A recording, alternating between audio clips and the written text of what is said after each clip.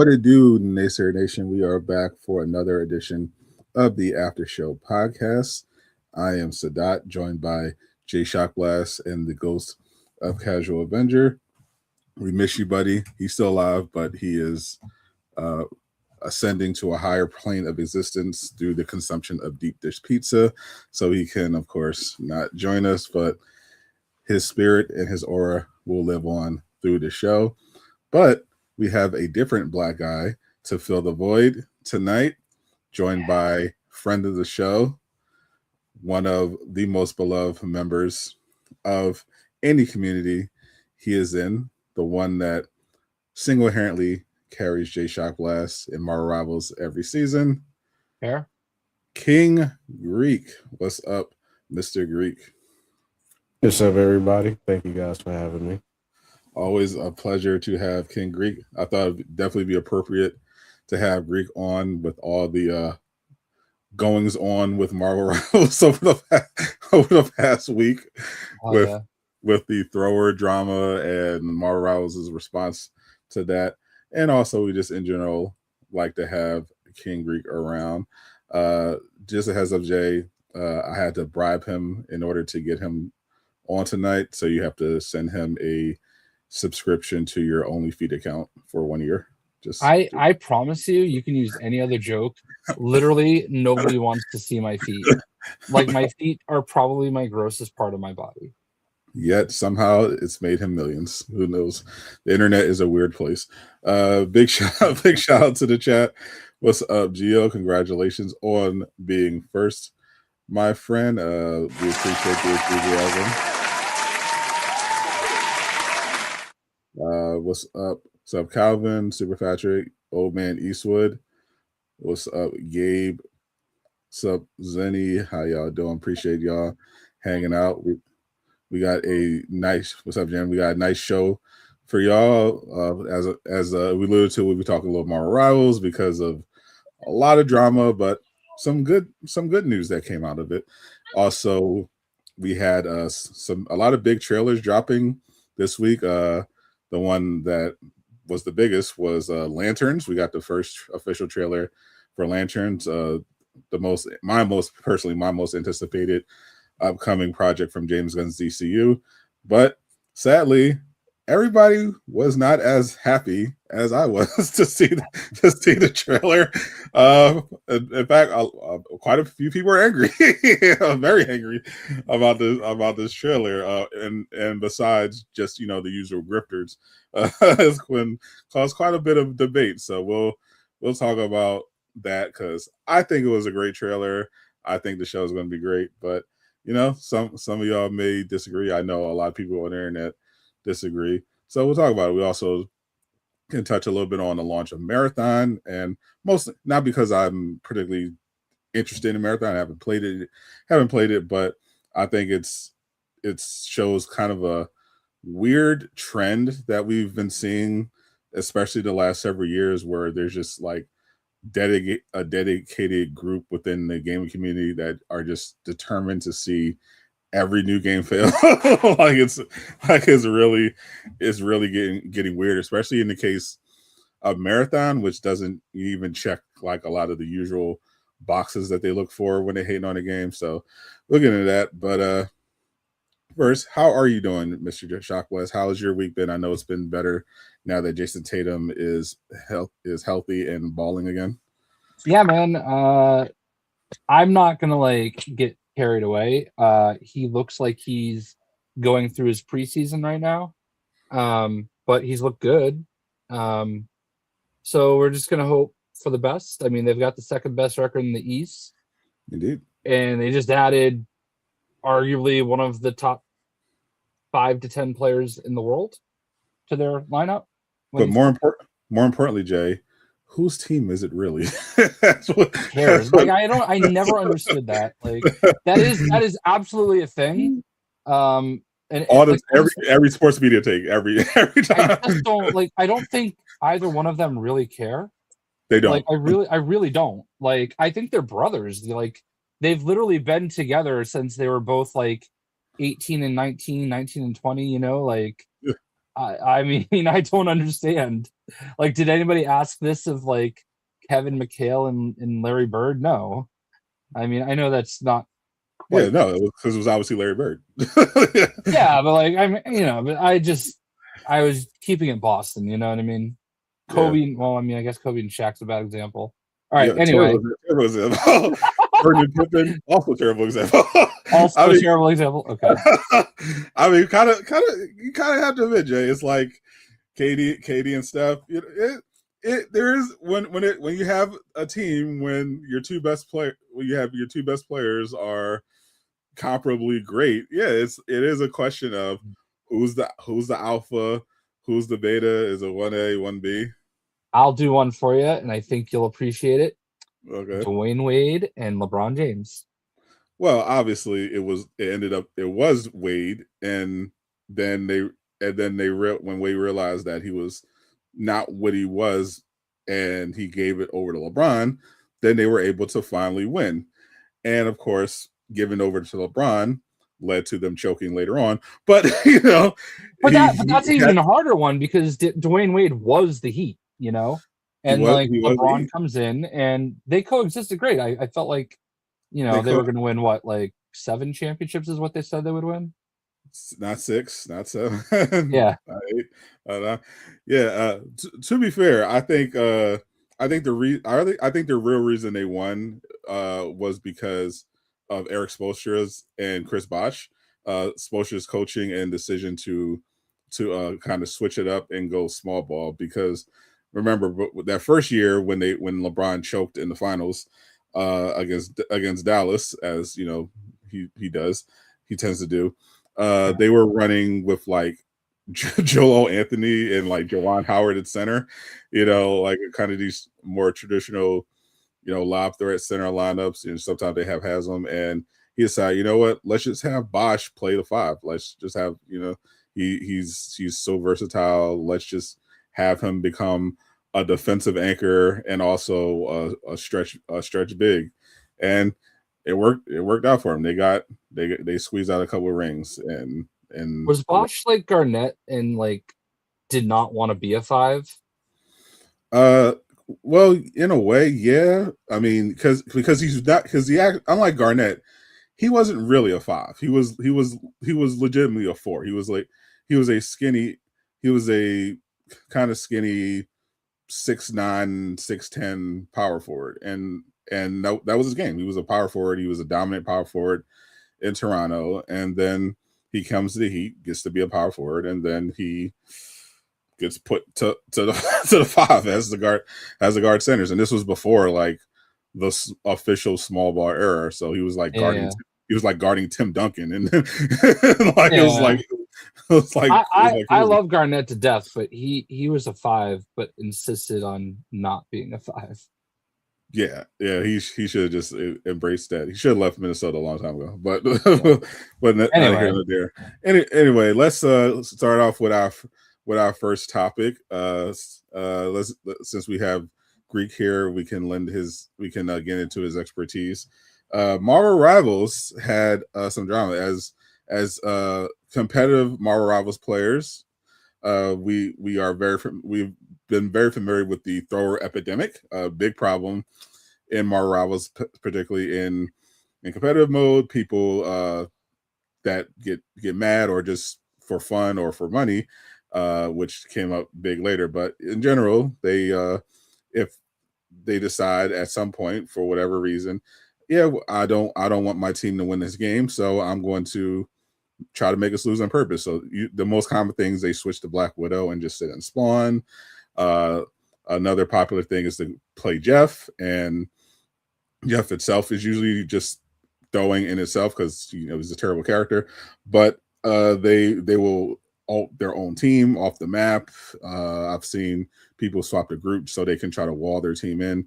Just in general, they try to throw the game on purpose. And for months, people have been letting the rivals devs know this is a problem. It's been a growing problem because for up to that point, the penalty for throwing was basically a 15-minute match restriction, which is obviously a joke.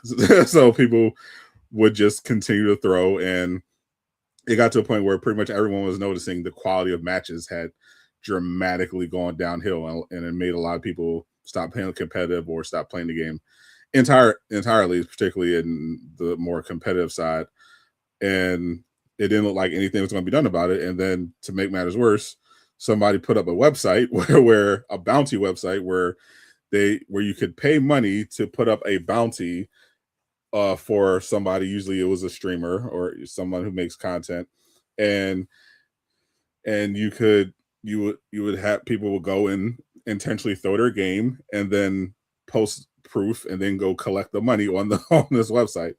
Website was also, as expected, full of absolute weirdos, creeps, racists, all that good stuff that you would expect from people who would do something like this. and it became a big deal. People were like, hey, are you NetEase, you're going to do something about this? And fortunately, NetEase did do something about it. They announced that they're going to crack down on throwing. That is going to be particularly in connection to that website. And the penalties are supposedly going to be a lot harsher. And we finally got some details this past day. If they find that your match has been thrown, they will give you point compensation after the fact, equivalent to what you've lost, and they will have reportedly harsher penalties on people who throw. So far, I think it's an escalating system. So far, I've seen people banned for as little as 10 hours and as long as 1 month for throwing. So that's interesting. So Greek, as the highest ranking player on this podcast right now in Marvel Rivals, what do you think of the thrower situation, and are you now hopeful that this is something that's going to be finally resolved going forward? It's kind of weird because when you look at the thrower situation as a whole, in terms of the people that would actually be affected consistently, long term, but really just the celestial players and higher up, because the higher up you go in those lobbies, or sometimes if you're playing around 2 or 3 in the morning or whatever, and you're not really getting that many people on your server, you might run into the same couple of people 2 or 3 times here and there. They were really the only ones being affected, because if you're running into the same people, it's going to be much easier to try and get those bounties and essentially just fuck over their games. Because, for example, what's the word? There's a screenshot that I have here, if I can find it, that you can put up on the stream. I'm gonna keep talking while I find it. But essentially, it was always gonna be it's throwers in every rank. That particular 100%. instance, that only affected really, again, the celestial and higher players, because it's much easier to target somebody if you keep running into them. However, I do agree with the point compensation just in general, because even though we don't really have people targeting us, we do still have people in our ranks that are just genuine hot ass. There are numerous times where Jay has come to me and is he's trying his best to get back to GM, and because look, I'll be honest, Jay's not the best player in the world, but he's also not ass. Yeah, I'll take it. You know what? I'm just good enough for me. He's ass at Adam Warlock, but there are absolutely characters I'm terrible at, which is why I don't play them. But you know what I mean? Yeah. But he's definitely not as ass as I've seen ass. Jay's but not then, ass. Yeah. Jay's but then Jay will come to me and tell me about how he tried his hardest he did what he Tried could so only hard. for him He got so far. only for him to still But in get the end, it didn't sold even matter. by a DPS that can do their job or a healer that couldn't really do anything. This is a couple of days ago. Actually, not a couple of days ago. Probably like I want to say like maybe a week and a half or two. I had a support player that refused to play because there was somebody that he ran into on the other team. I don't know what happened that last game, but it was enough to put the fear of God into him because he didn't walk out a swan on both sides. He said, "I'm not playing because that guy's on the other team," and I was genuinely beyond annoyed because it's like, why?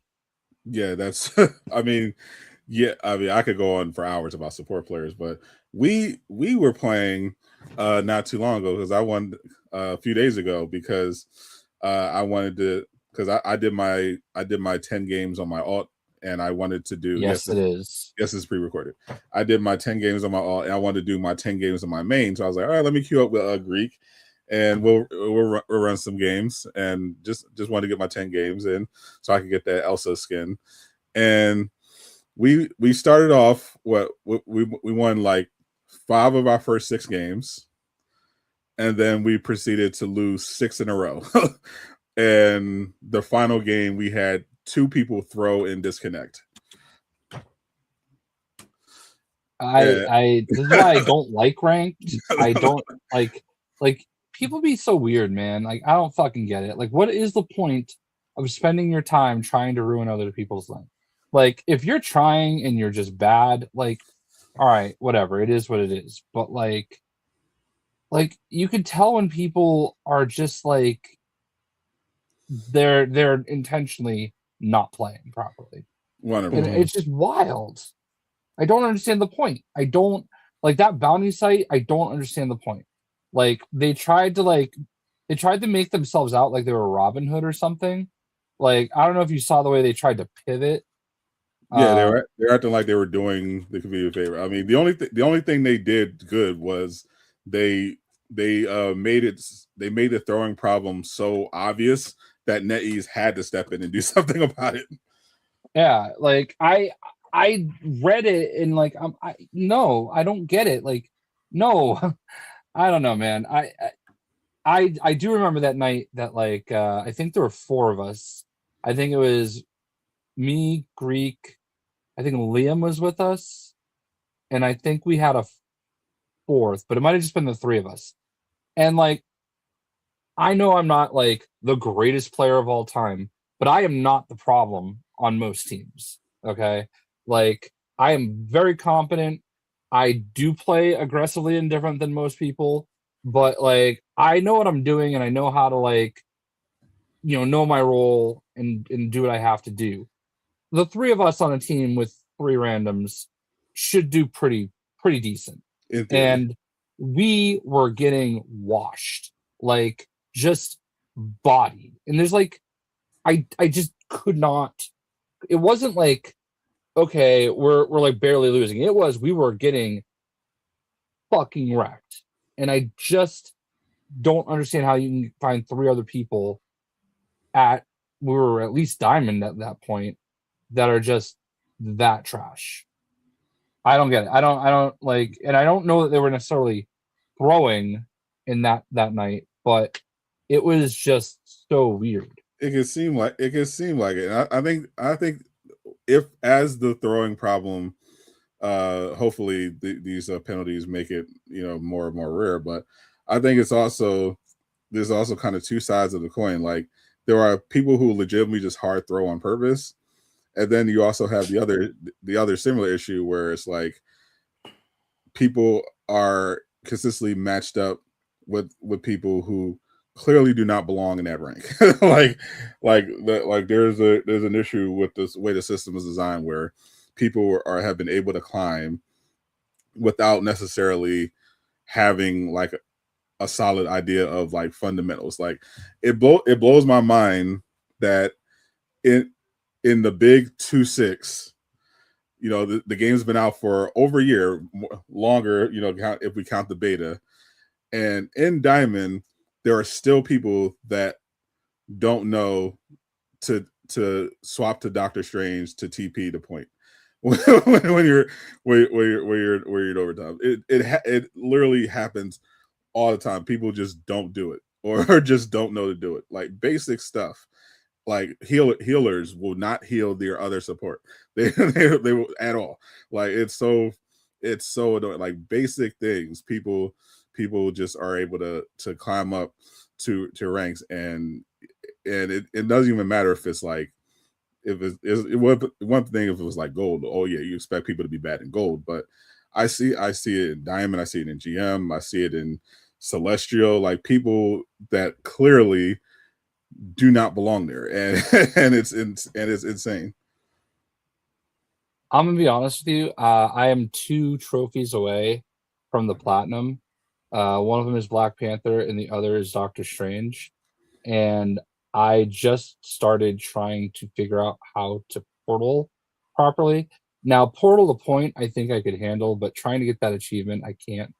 I can't figure it out for whatever reason. But I personally have always been like, just flip it. That's all you gotta do. You just gotta flip it. I know I'm trying to get the mechanics down, but like what I was doing apparently was like I was flipping it and thinking that pressing the button would like let it there, but it wasn't. I was basically taking it with me.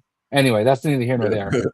I will say there might just be some people that don't play Strange, and whenever somebody has been like,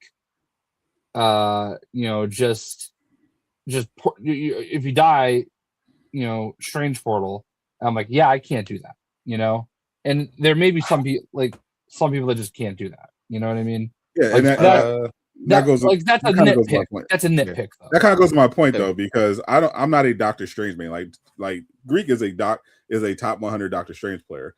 I'm not top 5. Yeah, I'm not. I don't play Doctor Strange that often, but because I'm a good player, I know it's important to have fundamentals like being able to play more than one hero on every role, and knowing how to portal to the point with Doctor Strange, and at least be competent when I'm on the point holding Strange. And I feel like if you're at a certain elo in Rivals, you should have that basic mechanic, especially if you're a tank player. Like, how are you a tank player and you don't know how to Strange portal? Because if I'm being honest, it's not even just a tank player. I do understand what Jay is saying, but I don't agree. And the reason for that being, I'll give you an example. You have a handful of people that do not play Moon Knight. However, one of the main things that everybody should know or figures out immediately after touching the character, the one thing that you need to know how to do, and it's very simple, is throw out the Ankh, shoot the Ankh. Yep. Which Strange. Even if you don't play him, you pop the portal. You don't have to be fancy with it. You just take it from point A to point B. Mm-hmm. Now, some people do make the mistake, for whatever reason, for the love of Christ, will put the shit halfway in the floor or way off of the point, and you have to still walk to it. Even if you don't play Strange, literally just taking his portal from point A to point B, that I very much feel like that should be a universal knowledge thing for everybody, because it's really not difficult. You press a button, you move, and you press another button to confirm. Literally Yeah, I think because I literally like him and Iron Fist were the 2 characters I hadn't ever played before until recently. I think it's just like I've never touched the character. Someone else do it. I'm gonna fuck it up. Yeah, because you're a quick play god. That's fine. That's fine. Yeah, I'm talking about the rank warriors. I know, and your point is fair. I'm just saying, and you'll never learn if you keep doing that too. Like, no, at some point you're gonna have to just say fuck it and do it. I am trying to do that now because I want to get these last 2 trophies, but like I just think that there are, I think at least with Strange, there are some small cases where not being able to do that is not 100%. I guess maybe you're right. At the higher at the higher levels, In rank, even not there's to do like, that. I mean, no, not even higher. Realistically, I feel like every player from Gold should be able to do that. I don't.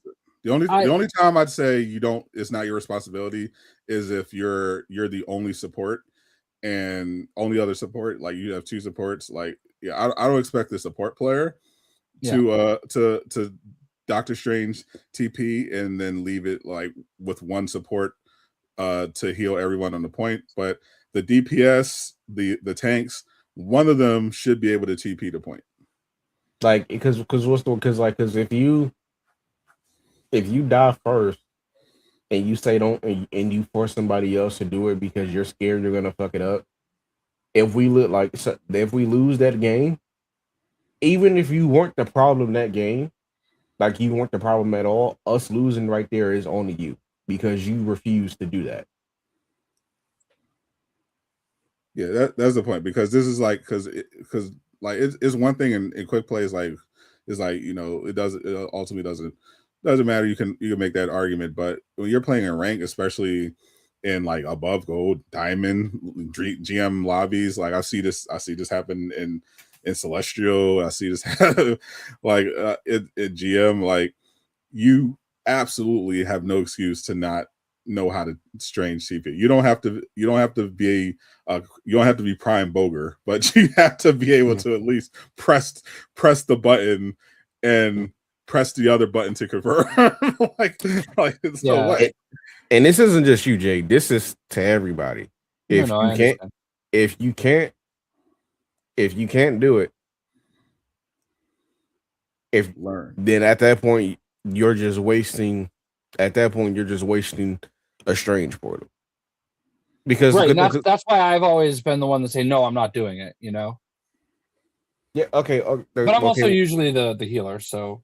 Okay. Well then, let me ask you this: why are you so afraid of messing it up? Because it's very simple. What are you afraid of messing up? Well, because until recently, I never even tried it. So that was really it. Like, like you try a new character and, you're doing it in a low pressure situation, not like in the middle of ranked. It may not be hard, but if you've never done it and there are other people that have and can, they should do it, is what I'm saying. I can understand if you've never ever touched a character, but I guess that's me. I'm different in that there's not a character on the roster that I haven't played. Right. Well, those were the two, Strange and Iron Fist, and I started MJ Bailey on the Discord. I found out that he was pushing to get the platinum trophy, and I'm like, man, if he can get the platinum trophy, what am I waiting for? So I was like, all right, let's just bang out these last 6 or 7 trophies. Yep, he cooked me for sure. He finished it. I still have 2 more to go. I personally am looking more forward to Jay's Black Panther gameplay than the Doctor Strange one. To be fair, I said it was my last game anyway, and I didn't even want to play it because y'all kids were driving me nuts. I love a good Jay crash out. No, I went to do it one more time, and I tried to Strange Portal, and I had it, but I did this. What I said is, like, you have to do something when you on the first one, where like you apparently reposition it. Yeah, you don't need to do that. If you're trying to get from point A to point B, you don't need to reposition it. No, I was trying to get the trophy. So I was trying to get one of the one to like go into the space in Asgard, like, to get the environment kill, and the other one I was trying to put in front of the door, but like whatever I did, it didn't like actually go, and it didn't make sense to me, and I was annoyed because the match started, and then I was just stuck being Doctor Strange at the moment, who I am terrible at. Not my style at all, but whatever. It's fine. I enjoy a good Doctor Strange a little bit, but I don't. Gio, it's been 2 days since I didn't play Pokemon. Okay. Like, relax. Yeah, I hear everyone's talking about that new Pokemon game. Apparently, it's finally actually good. Yeah, I like it. It's very slow. It's basically Animal Crossing, you know. Okay, it looked like Animal Crossing. I will say that if you saw the way some of the Pokemon talked, you might say pause, because some of them talk like, "Ayo, we be doing this." They speak very urban. Are you trying to say black? He's trying to say black without saying black. I'm saying that this is made by a Japanese company, and it's a little weird that they talk the way that they do. I gotta see the context, but that does sound kind of sus. I don't think I know if I took a screenshot or anything, but yeah, it was. Yeah. In addition to the crackdown on throwers, I think the most exciting thing for me coming up from our rivals is all the new PvE content, which they announced not too long ago. I covered it on the channel, but we got the new, basically to celebrate the launch of Avengers Doomsday. My Rivals is dropping PvE modes every season based on all of the Avengers movies, and the first one, of course, is the Loki mode in Avengers 2012. That is Pokemon. I know. Like, humans. I'm sharing this because we were just talking about how problematic some of the dialogue can be, and this one is a little weird. Human kids in particular give me lots. All right, yeah, that sounds weird. It sounds weird as fuck. What? Yeah. So anyway, sorry.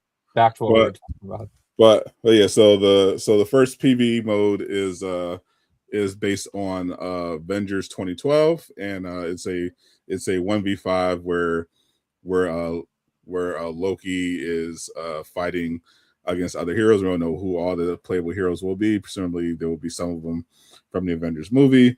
We know that Hulk will be someone you can summon in the mode to recreate some of the moments from the movie, and we can assume some of the other modes will be similar. Like you'll be fighting Thanos in the Infinity War PvE mode, as well as the Endgame PvE mode. I think those are going to be the most hype ones, and definitely are something to look forward to. I think a lot of sentiment was getting more negative towards Rivals because of the lack of balancing and then the thrower problem. But I think between the adjustments to the throwers and all this cool PvE content, I think things are looking up. What do you think, Greg? Are you pumped for the PvE stuff? I mean, the PvE stuff, at least in recent memory, has like that. That's never really had too many of the issues. I mean, it's gonna like it's. I believe that it's gonna be fun. I don't think that they took a lot of feedback into how these modes should be going forward. Like, I mean, like for them, for example, adjusting the rest of the characters, because besides Blade and like maybe Thor, the rest of the characters that were available during Marvel Zombies were amped up to be able to play on Nightmare 4 to the same extent as Blade himself. Like you said, we don't really know who's all going to be available in the first mode that's coming up in April, so next month. Jeff was actually deceptively OP in that mode after they buffed him. Yeah, I feel like it's the PvE mode. I really, unless it's like a major issue, I don't really think it's going to be too much of a problem. Like, granted, yes, it's definitely going to be a much welcome break from the annoyingness that is comp in Marvel Rivals, but it's people. I mean, again, it's going to be enjoyable, but people still aren't going to forget about the issues that we have that aren't being fixed. Like, I'm not gonna lie, we have a PvE roadmap, but I feel like what we actually need, because they said that we were getting new systems, new game mode. things of that nature. Hopefully they start going into depth with some of them next season. Hopefully we can maybe get one of them next season with the new coming PvE mode. But some of the things I definitely do need to be addressed, like ASAP. The balancing problem, because already the roster is getting as high as only God knows what. And when you think about a game like League of Legends, for example, League has, if I remember correctly, I think League has, I want to, because I don't know if somebody can look this up, but I think they have close to maybe like 140 characters, 142 characters that are like actively playable right now. And 172. Okay. I don't really know how the ban system works there, but I mean, especially for rivals, the ban system needs a complete overhaul. The avoid list needs to be longer. Just in Amen. general, outside of the balancing, we really just need like a lot more quality of life changes to overall make the game fun. Because don't get me wrong, like this is probably the worst season that we've had so far. Like, don't get me wrong, season 2 with Johnny being that was a horrible season. Season 4 was a horrible season because DD was just running nuts everywhere. You couldn't kill him. This might actually be like the worst season overall, just in terms of like game quality, patches, throwers. Like this is gonna be our Baba Black Sheep. I feel like moment. that's funny because I feel like season 5 felt worse than season 6. I've enjoyed season 6. I mean, maybe it's because I love Deadpool. Yeah, and Elsa's fun. Plus, Adam can finally fly. But yeah, the match. I agree. The match quality is bad. I've noticed that 5 was when I noticed that the match quality in comp had gotten like alarmingly bad levels, and I had ran it through to the devs, letting them know like y'all got to do something about ranked and specifically the thrower problem back in season 5 because it had gotten out of control. But season 6, yeah, has a lot of the same problems with the match quality, but I felt like overall it feels more fun to play. I love playing tank pool. I love playing Elsa. Cloak and Dagger is a character that is probably my favorite healer to play, and that's because you have a character in here that you like, though. Because put it this way: if Deadpool wasn't in this, if Deadpool and Elsa were not in the season, would it still be as enjoyable for you?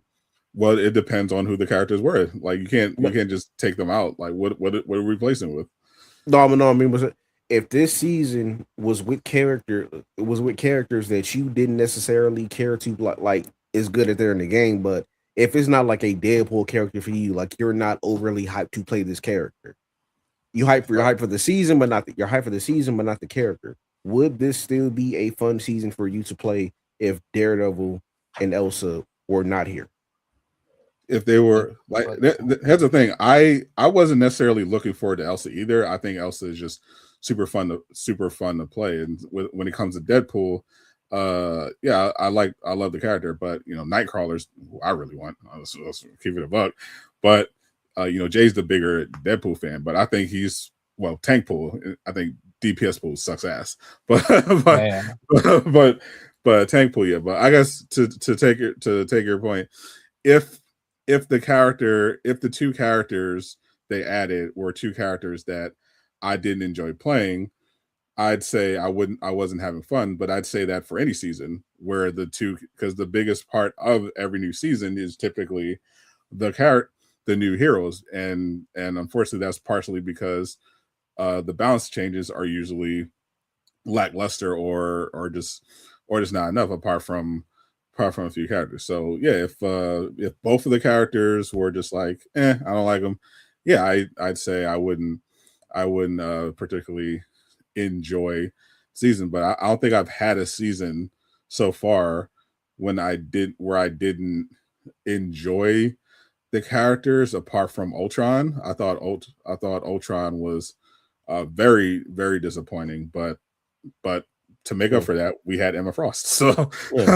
so but that's my thing. But that's my thing here. That's my point. A lot of people are biased towards their love for the characters. Like everybody's hyped about Deadpool. You do have everybody's hyped about Deadpool. You do have your couple of fans that are happy that Elsa's here. Like Elsa is somebody that I wanted that I wanted in the game. I'm not that great with her, but it's still cool that she's here. Past that, everybody else, because you still have people who like those characters but are on the side of this is not necessarily a fun season, just because there's been a lot of issues across the board everywhere for this season. Because, like, for example, I don't necessarily think season 3 was that bad, but at the same time, I didn't care for Blade or Phoenix. No, I got it. Yeah, I think that was from a hero perspective, that's where I was most disappointed, because I thought they disrespected Blade. I thought Blade was potentially one of the most hype heroes. He's the character who saved Marvel. There was so much hype, going. You could say the same about Phoenix. People were upset that we got more of. They basically made her hell. Yeah, no, not even that. They were more upset that, okay, we get that this is not just Jean, this is Jean in Phoenix. Right. But besides the voice lines, like for example, if there's a voice line of her talking to Groot or whatever, there's nothing in that character about Jean. The entire character is Phoenix. None, like what?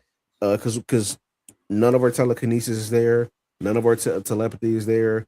It's quite literally just Phoenix. So, like, a lot of Jean Grey fans still to this day feel incredibly slighted by that. Like, they handled that character wrong.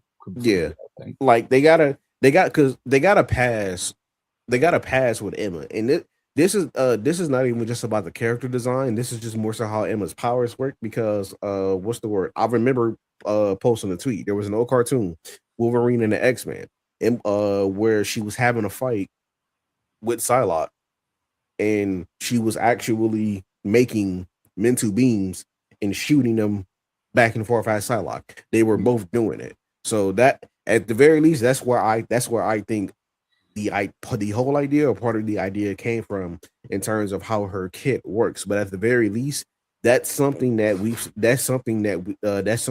seen before. Like her diamond form is there. They gave her the ability. They gave her the ability to make a shield. She still has her telepathy. She's just using it in creative ways, like she did in the cartoon. That's still there.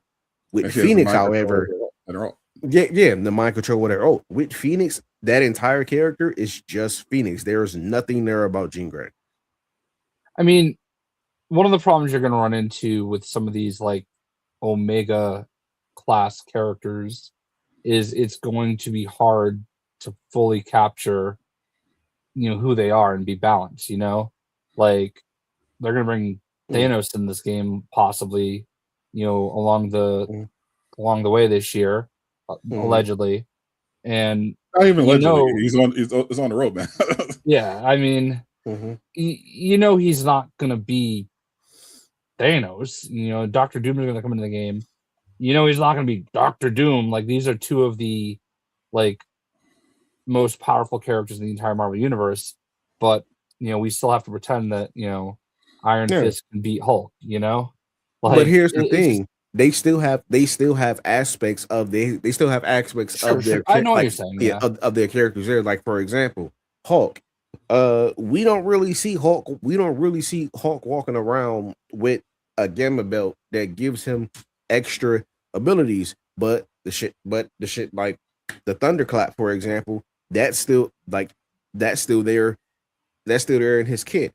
With other characters, like Strange, for example, like, they easily could have gave him a CC move. They could have gave him the Crimson Bands, etc. That could have been a CC move for him. Unfortunately, it's not. That's a team up. Like, unfortunately, that's a team up with Magic. But they still managed to incorporate some of the different spells that we've seen him use before into his kit. I agree with what you're saying, Jay. You're absolutely right. But the thing is, with Phoenix, the problem is there's nothing in the character that's Jean. It's just straight Phoenix. And then the problem that sets up, if we ever get another telepath, like for example, Charles, the backlash is going to be insane because if any of his abilities are even just a hint tied to his actual powers,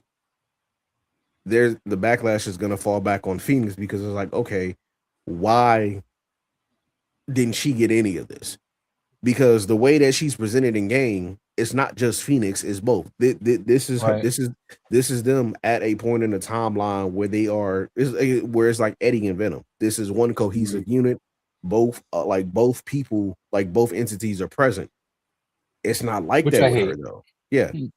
It's not like that though, because nothing else about that character screams Jean Grey. It's just Phoenix.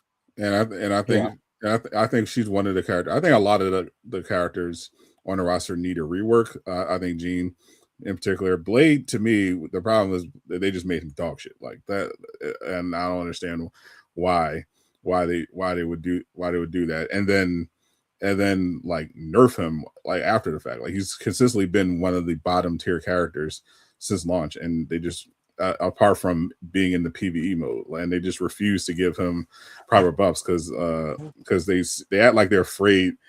And I've heard people have to say they're afraid because the way they design this kit with the anti-heal, they're afraid that if they buff him too much, he'll be OP. But they have no problem releasing Daredevil in that state, or Gambit in that state, or Elsa in that state. So it's definitely rubbed people the wrong way that they have no problem having new characters released completely unbalanced and broken, but Blade has to be dog shit every season. And the thing there is, because what's the word? Me and Sadat were playing Rivals a few days ago with another, but we were playing with another buddy of mine who's also a creator, Glide Gaming Network. Shout out to him. Where we were discussing this stuff, right? And I was surprised to find out that him and Sadat actually had a lot of the same views on literally all of the topics here that we're talking about now. Like, for example, it's two main things about Blade that's, as of right now, it is true. You can't really see it any other way. One, Elsa is essentially what Blade was supposed to be. Elsa's kit feels like that's what was planned for Blade, but for some reason, shit just went the completely opposite way. The second thing is that Blade right now, Blade right now is the one character. If he got buffed, he puts a stop to the triple heal. But then it also becomes a problem because if you buff him and you make him the absolute fix to the triple heal situation, he's gonna start getting permaban. And because it isn't the tournament setup, we don't have any saves, so you can't protect him. And if he's banned, you have no other characters that can deal with you. You have no other characters that can deal with the comp again. So you're right back into the same scenario. So that's quite literally how Blade is fucked in like way too many scenarios. But that's why I don't think the solution to like stuff like triple heal was ever one particular character. I think Blade needs to be buffed just because they've done a horrible job with his kit so far. I think the solution to triple heal is a global nerf to both healing and damage. Like nerf damage across the board by like 10 to 20%, and increase and give a significant increase to the duration of ultimates, particularly support ultimates. Like make it take significantly longer to get those support ultimates, and give like a global 10% healing reduction. Because the reason why triple support is a thing is because the damage in the game is so high and overtuned. So if you address the damage problem in the game, you don't need to giga buff, you don't need healing giga buffed anymore. So then just bring them both down at the same time so that we can start having a more balanced roster, focus more on the neutral game rather than just alt slop determining who wins every fight.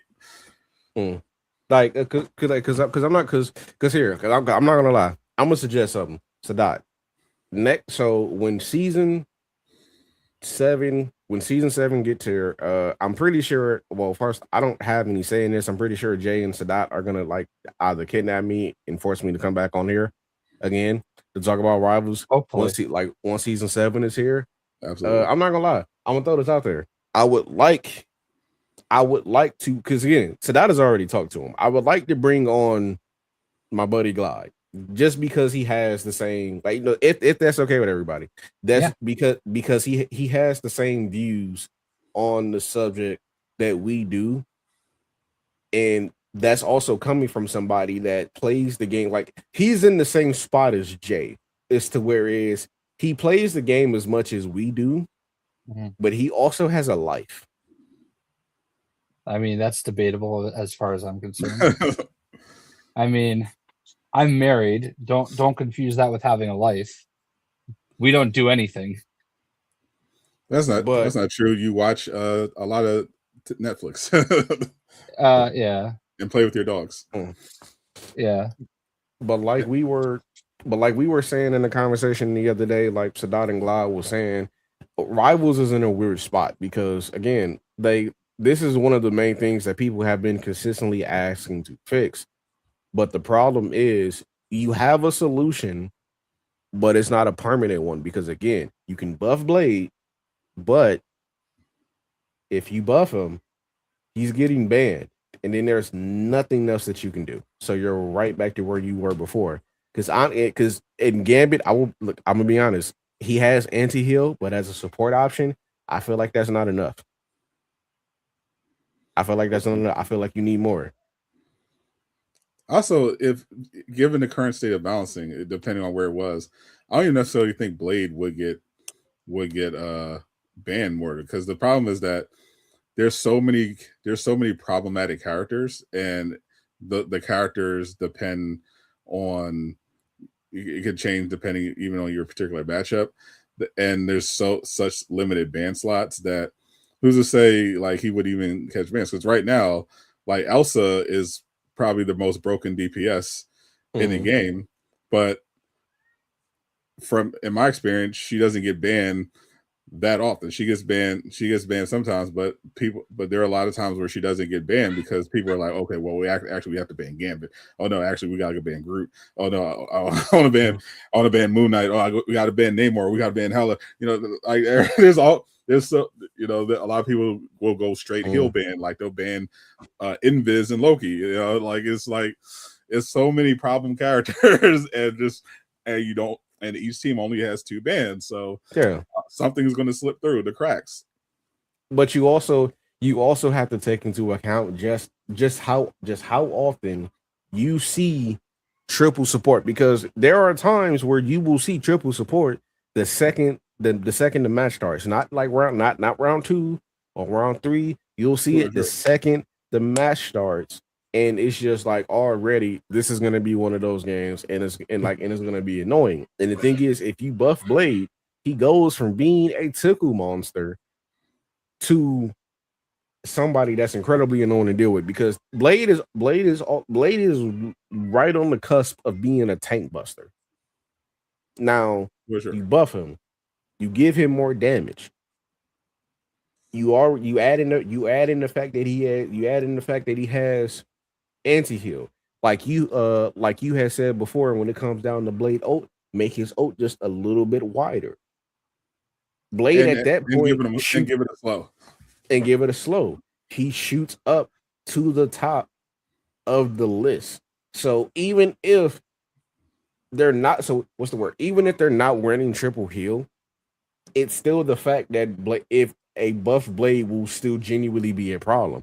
And that's the situation with a lot of characters right now that are in the game, as to where it is you kind of have to be you have to be like real picky about how you go about buffing them, because like Iron Man, for example, Iron Man's in a decent spot. You can't nerf him because and then if you do, his character's dead. If you buff him, immediately he becomes the best flyer in the game. Yeah, because I see all the time people in high elo say Iron Man sucks, and that is true. If you know, because if you're in the higher elo and you're just playing poke slop, yeah, Iron Man just gets shit on because he's a flyer and his mobility isn't really all that good. So you just don't play him. But if you're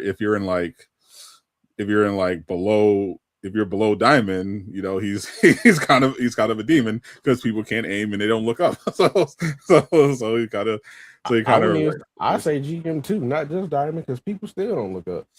True, but Iron Man did used to be a demon when he had that Gamma team up with Hulk, because he did so much damage. It was insane. That was such a great team up. Strange. This combo of Gamma Strange and Gamma Iron Man was actually disgusting. But without that extra damage, Iron Man is just kind of in a spot. But yeah, he can. I've literally had a game where I was just like,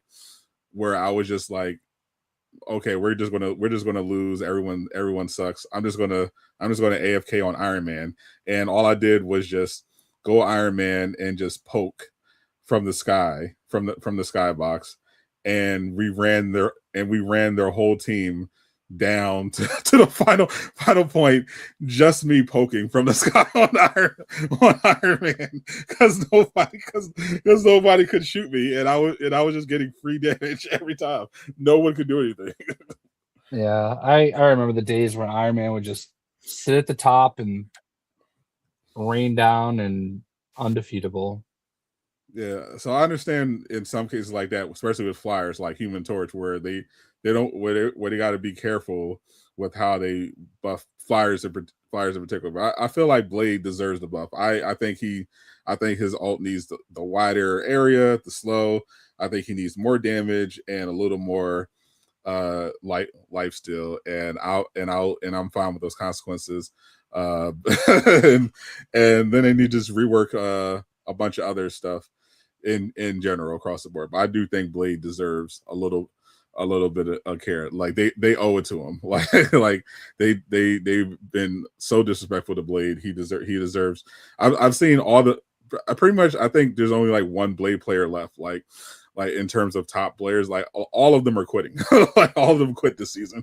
They just. I saw one of them literally did a live stream where they just spent an hour having a funeral service for Blade because they were quitting the character, and that's just so sad because he's such a great character and he deserves to have a place in the meta, even if it results in him getting banned a little more. I think Blade deserves the buffs. Damn it. I don't really play Blade, so I can't really. Nobody does. That's the problem. He sucks. But like, there's never been any point in time where I've because here's the thing. This is the first season that I've actually really like gone hard with the new character with Deadpool. I usually the first day I'll share them with everybody, and then I'm like I don't really feel like fighting over them. So maybe Invisible Woman, but yeah, I've typically stayed away from a lot of the newer characters. But yeah, I mean, I don't know. It's different now though, because like my motivations were always different. I'm like, all right, I want to get a character to Lord and then on to the next character. So I was always fine, just working on somebody else. Now it's like unlimited leveling, so it doesn't really matter anymore. Like I'll just play whoever. So anyway, I'll be back. I always try the new characters and kind of see who I want to incorporate into my rotation, and some of them click, some of them don't click, and I go from there. Tank Pool and Elsa both clicked. I'm like having them in my rotation. Greek is kind of all over. Who is your current rotation besides Strange?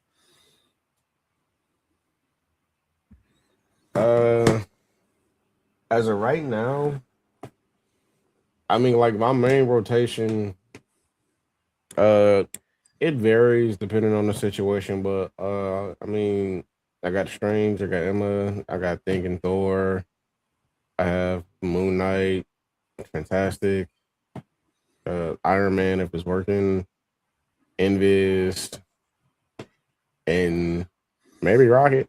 As of right now, because I will say I am trying to learn more characters. I'm specifically trying to learn more in other roles. That's kind of what I've been doing today since I've been free. I've been practicing. I spent the past few days practicing magic, and it's like I understand what it is I need to do with her, but something about me and her just for some reason is not clicking, unfortunately. So you should learn Diddy. I've swapped off what I've who I've been learning now is Bucky and BP. Oh no, not BP. Rip BP. I've been learning Bucky and BP, and I'm not gonna lie, it's definitely been hard because like I will say this, I wasn't doing too bad, but immediately again, what annoyed me was that the shit happened in quick play. You don't see that. You don't see this happen in rank unless it's a thing swap. But immediately, I had like I think it was like 2 or 3 matches straight. I had people just like after seeing me for like a second, just immediately swap to deal with me. It was one match on. It was one match on Midtown. It was a penny and a thing. I shot the penny and thing. I didn't swap. I egoed myself into it. We still won, but that was definitely again it annoyed me because again the shit don't happen. It doesn't happen in rank, but it's happening quick as hell in quick play. I'm definitely. I'm like I do it in rank as well, but I'm definitely the person in quick play who if someone's playing dive, I immediately swap to counter it because I feel like playing playing hard dive in quick play is cringe, and I always laugh when they get mad that I swap the counter. I'm like, fuck you, I don't care. I don't understand this philosophy. Like I first of all, obviously it's the internet and gamers are toxic as fuck to begin with, but I don't understand this like, oh, you swapped philosophy. Like, of course, like yes, we countered, absolutely. Like that's like we countering in quick play. I'm like, yes, we're trying to win. Like we play to win, like you are. You know, we on YouTube, right? Can I say this? Can I say is this video gonna get hit for saying the C word? No. Okay, yeah, no. I remember I got called a cunt like I think like 3 times in a match because somebody swapped. No. Somebody was on a tank that wasn't troublesome, but it was annoying to deal with because it was a hard counter for me. So I think I swapped. I think I had swapped the thing. They called me a cunt. Then they swapped again. I swapped again, and actually, wait, no. This wasn't on Rivals. This was on Overwatch. I swapped to Reinhardt. I got called a cunt. Then I swapped to I think a melee tank. Then I got called a cunt again, and it's like, so it's not just a Rivals problem. Overwatch is also toxic. It's just like this is my thing because I agree with Jay. I just want to shout out Aquatones in the chat. We made a trade finally, and I have a shiny Zapdos from him. So Shout out to Aqua. Now Unc Aqua. Mhm. You're old now, buddy. Yeah. I won't sit here. I won't sit here and lie and say that I don't feel the same way that other people do. Like, okay, damn, they swapped. I'm not gonna lie. When people swap though, I take that as like a sign. I take that in like a prideful way. Like, Yeah. Okay. All right. You swap. I'ma just swap again to say fuck you for the hell of it.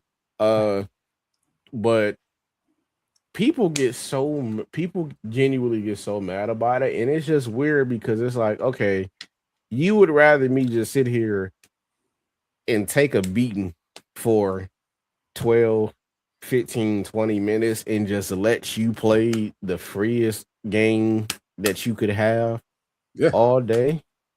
Yes, they would. If you pay me, I might, but send five, you'll throw. Send five, I'll throw.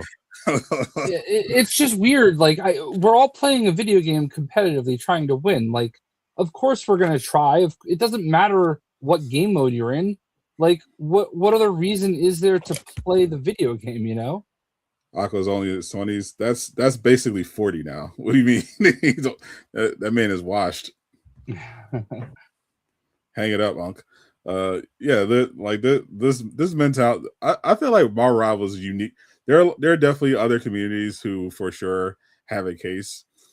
COD, League of Legends, but I feel like Mar Rivals uniquely has one of the worst communities in all of gaming. Like, and it's not even close. Like, it's so bad. Like you have like players. It's a 6v6 hero shooter. It's a team game. People don't want to play as a team. They don't want to swap in ranked, even if they're like 0-15, but some people will swap in quick play just to counter your pick. People take both quick play not serious at all and also treat it like there's $40,000 on the line. Like people are they're just racist and homophobes just all over the place. It's so bad. So I was like, I can't even tell you how many times I get asked every time I play if I ever shower, because obviously I'm playing with almost legendary Deadpool. Of course. When they see the animated Deadpool, they're like, "How?" I'm like, "It's not fucking hard. You just play the same character all the time. You can literally gain a level every single day just playing Annihilation. Like an hour of Annihilation, you can gain at least a level every single day." Yeah, somebody, I think it was Liam, somebody made me a Lord icon after that. If I can pull that up. No, but literally, it's just like this new thing. Yeah, that checks out. This is my new Lord icon. All right. I mean, I thought it was funny. Jesus. It didn't load. Oh, really? No. It showed on my. All right. I was like, it showed on my screen. Hold on. Let's try this again. Oh, there it is. Oh, that is funny. That is pretty funny. Okay. So anyway. Oh, and then of course I switched screens. So whatever. Good job, Unc. That was absolutely a boomer moment right there. So my bad. I think how many times have you called a hard R Greek since playing Mar Rivals? I think my count is about 10, 15 times. Wait, how many times are what? You've been called a hard R while playing Mar Rivals.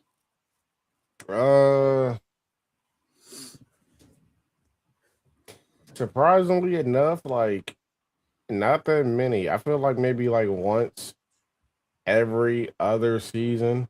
Like maybe like 2 seasons in a row, but it's like I've definitely gone some seasons like without really being called anything. And to be fair, that's because I don't really talk on the mic anymore, just because like people are sensitive. Like, imagine if you did. I'm actually glad I'm never in actual voice chat.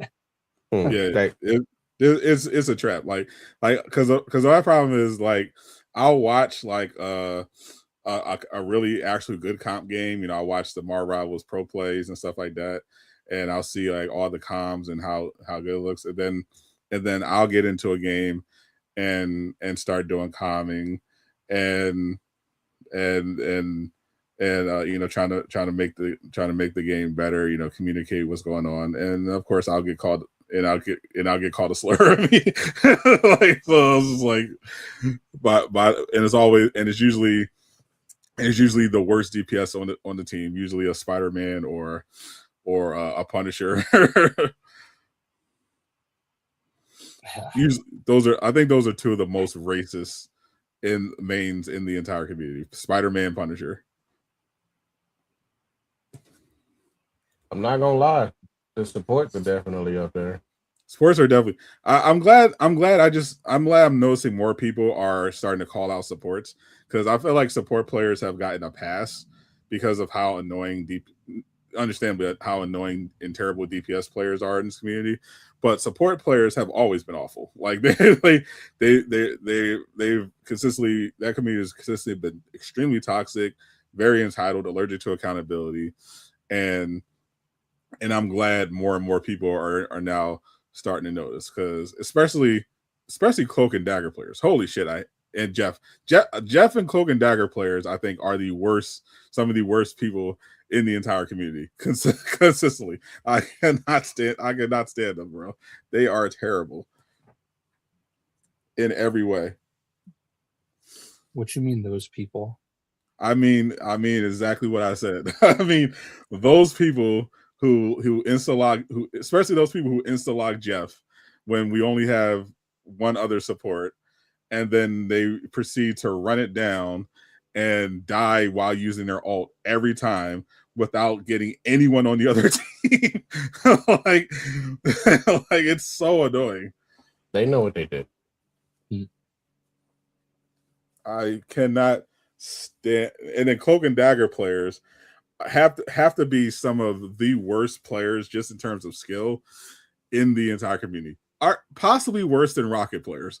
like the amount of Cloak and Dagger players that don't even with auto aim can't hit their shots, don't use their abilities properly, like die in their ult.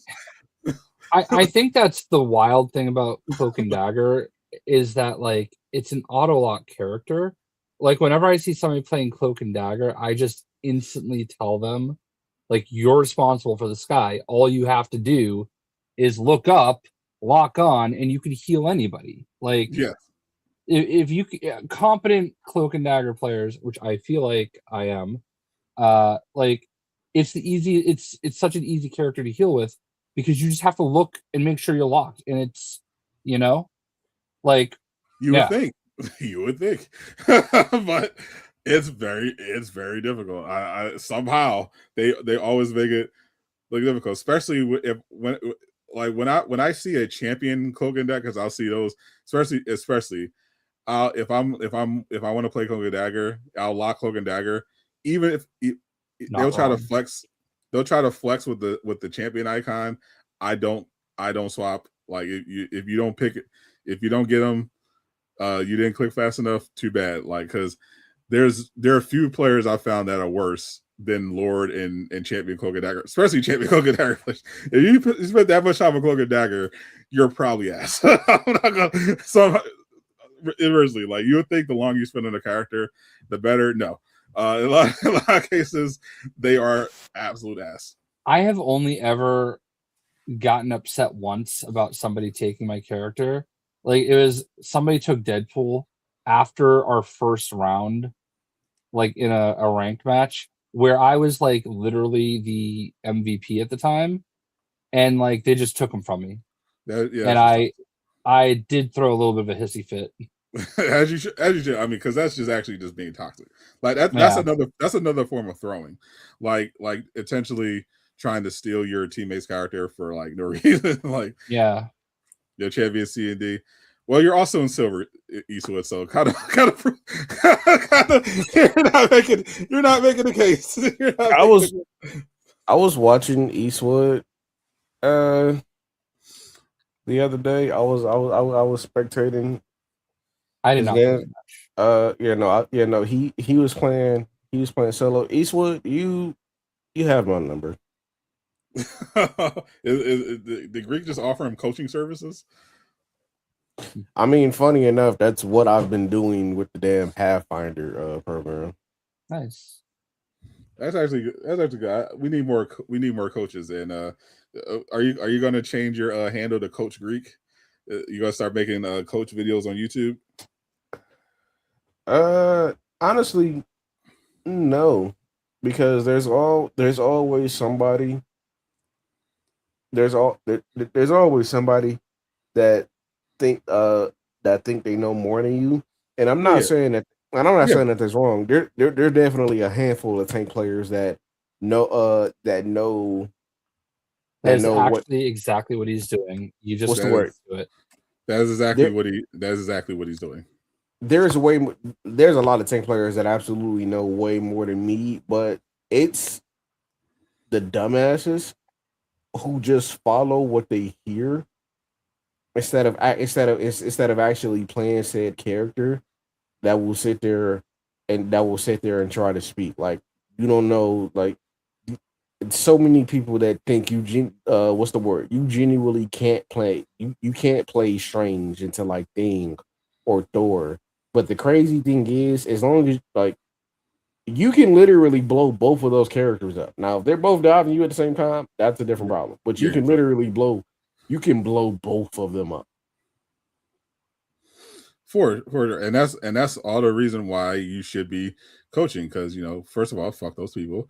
And I think the point of coaching, if you're like going about the right way, you're good, is that you have something of value to offer, and in this case, knowledge. And God knows this community needs all the knowledge they can get when it comes to how to get better at the game. So, and I think Greek, you legitimately have a lot to offer. So yeah, even though because I check out different people who do the coaching gimmick, and you're always going to see people in the comments that are clearly hard stuck bronze, but are going to try to ego and act like they know more, but but that's why they're hard stuck. And I think more importantly, you see more people that are grateful that they found someone that gave them good advice and allowed them to climb. And I think Greek, you can be another one of those people, a force for good in the community. A coach also, people just in general don't listen.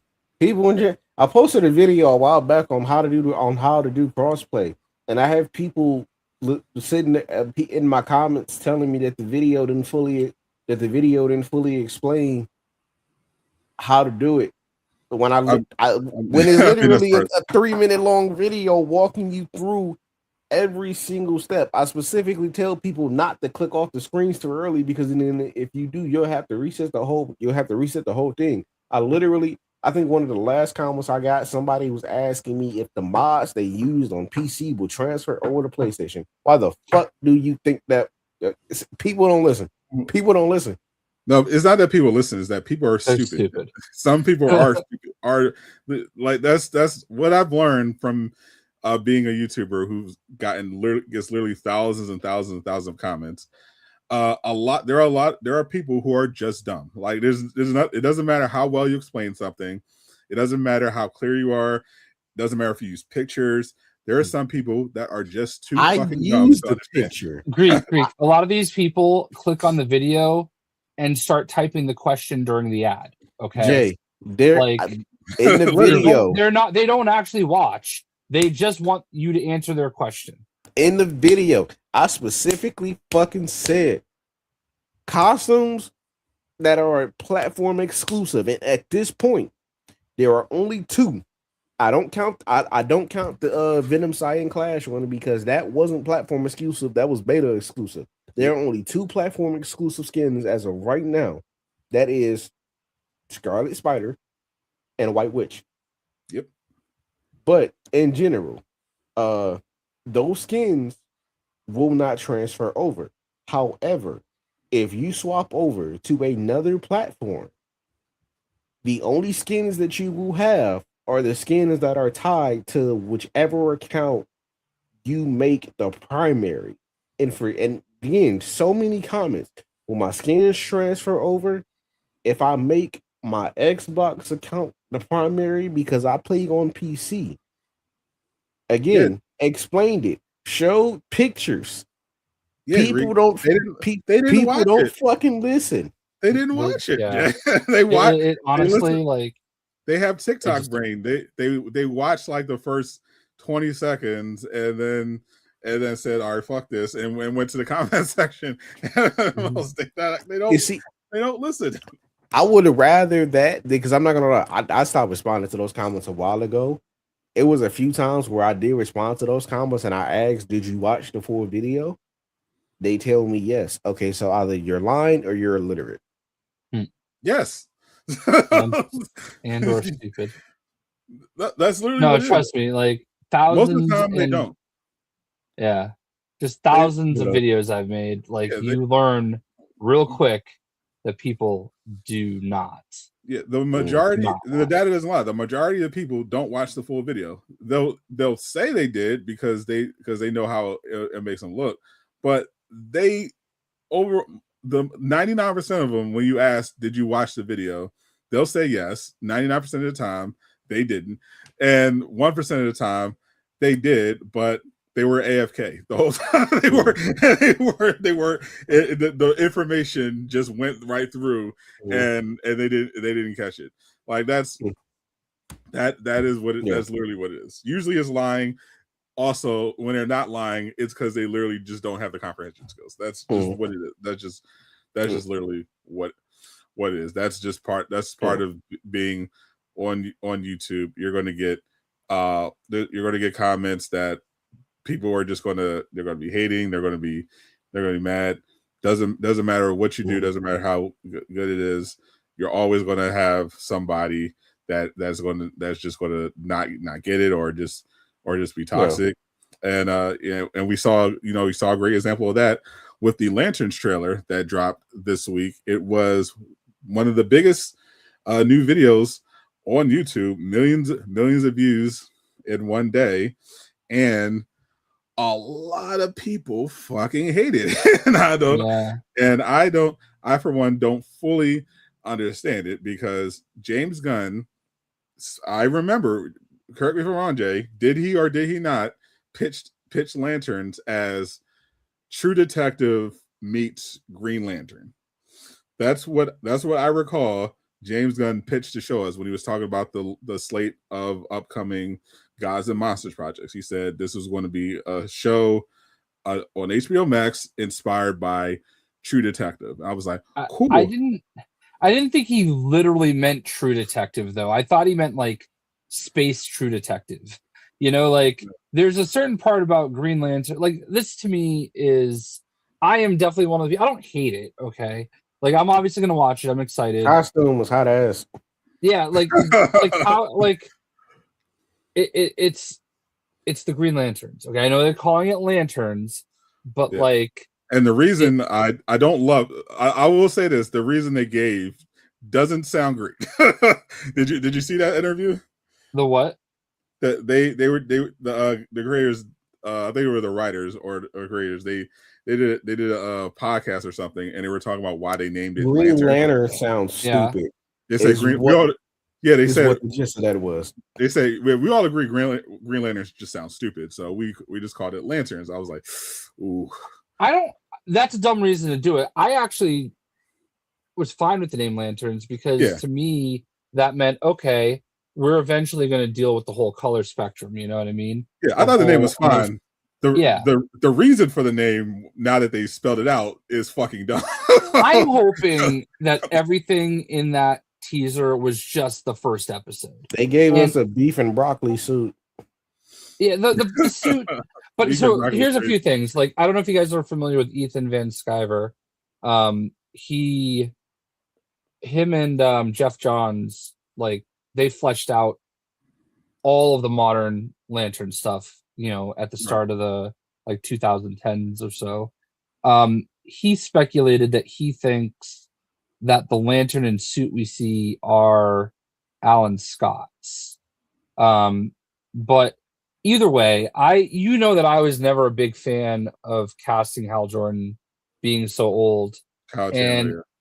He too fucking old. It's a Harrison Ford situation all over again. Yeah, I just feel like I thought they were gonna like do a good job making him feel younger, but they did not. Like they've made it very clear that this is like I don't understand the vibe. Like This is training day if it was Green Lantern. It just feels like it Yeah, felt actually. more like a Western, than it did like like what's the point of showing him fly not in his suit? Like that's part of the shtick. Why is the suit hanging in the closet? It comes from the ring. There's like so many weird things, I mean, to be fair, there are definitely comics where the suit is just an actual suit.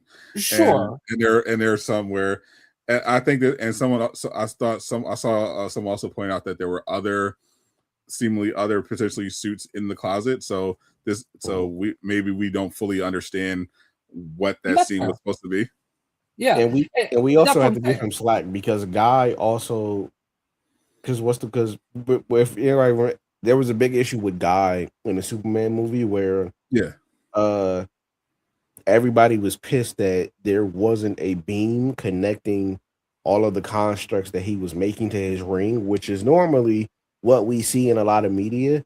But we've also seen examples of them creating constructs without them necessarily being connected to the ring. But but in this specific case, like him flying, for example, because normally whenever we see a Lancer fly, there's always that green aura around them, especially when they start going into space and whatnot. Guy didn't have that. So at the very least, I will say it sucks that they didn't have it.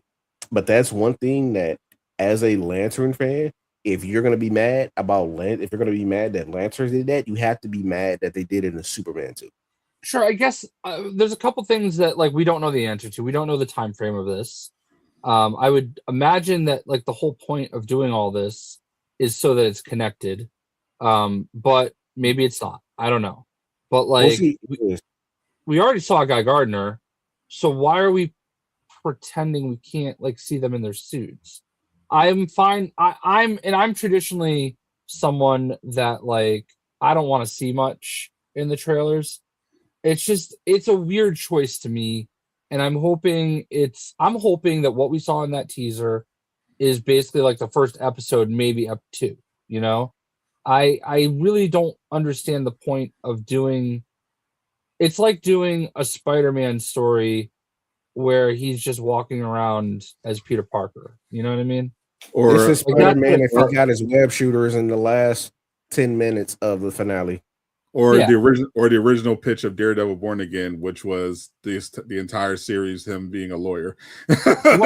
Right. So it's like and again, it's a teaser, all right? And I made like a throwaway comment, and I was actually shocked at how many like angry people responded to it. Like did you do it on Twitter, Jay? Yeah, of course. Well, there you go. I know. I just basically made my observations having seen it. I wasn't even criticizing it necessarily. I'm like, it was weird. It was a weird trailer. I think the acting and everything, it looks really good. It's one of those like, if you called it anything but Lanterns, right? Like that could be True Detective season 5, except for the flying part, and we wouldn't think anything of it, like, but that's not what I expect from a Lanterns themed DC Comics show.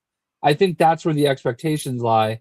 I don't understand where we've seen what he's done with Superman. We see what he's doing with Supergirl. And yet with the space cops, the only unique thing about these characters is they are space cops. Okay. You've got them driving around in cars and fighting, a biker gang or something. I don't know.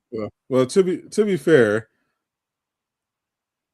I think that this from what we saw in that first episode, it seems to be a situation where they're like, okay, to Greek's point, it does seem like a training day. Like he literally drove the car off the ledge to try to test him. So it seems like Aaron, like John is he's basically being introduced into the fold of Greenland. They're doing a little different take on that, and I think that we're definitely not getting most of what's happening. Like they had a little scene where he's getting stabbed in the neck with some kind of futuristic tech. But I also read that Guy Gardner is in this show, and I imagine that him appearing is going to be a lot more lantern activity. Obviously, how flying could be a situation where they didn't have the CGI ready. This is something we've seen a lot. You know, they don't show all the effects in the trailer. They'll just wait to the final product. I think we're going to see a lot of the lantern power stuff. I think it's just going to build up to it a little bit. So if you go to IMDb, okay, you can look at the cast. There are basically 10 people that are in all 8 episodes, and that includes the actors that play Hal Jordan, Jon Stewart, Guy Gardner, and Sinestro. So, like, obviously there's going to be some, like, you're not going to have Sinestro walking. He's an alien. You're not going to have him walking around out of his suit, are you? You know what I mean? And obviously Nathan Fillion is in all 8 episodes, so obviously we know the timeline is Guy Gardner is here, you know? And, like, I don't know. It was just a weird trailer. It's fine, you know, but if they're just holding everything back, then I'm fine with it. I just feel like maybe there should have been a tease. That last voice line was still weird. I don't remember the last voice line. Refresh my memory.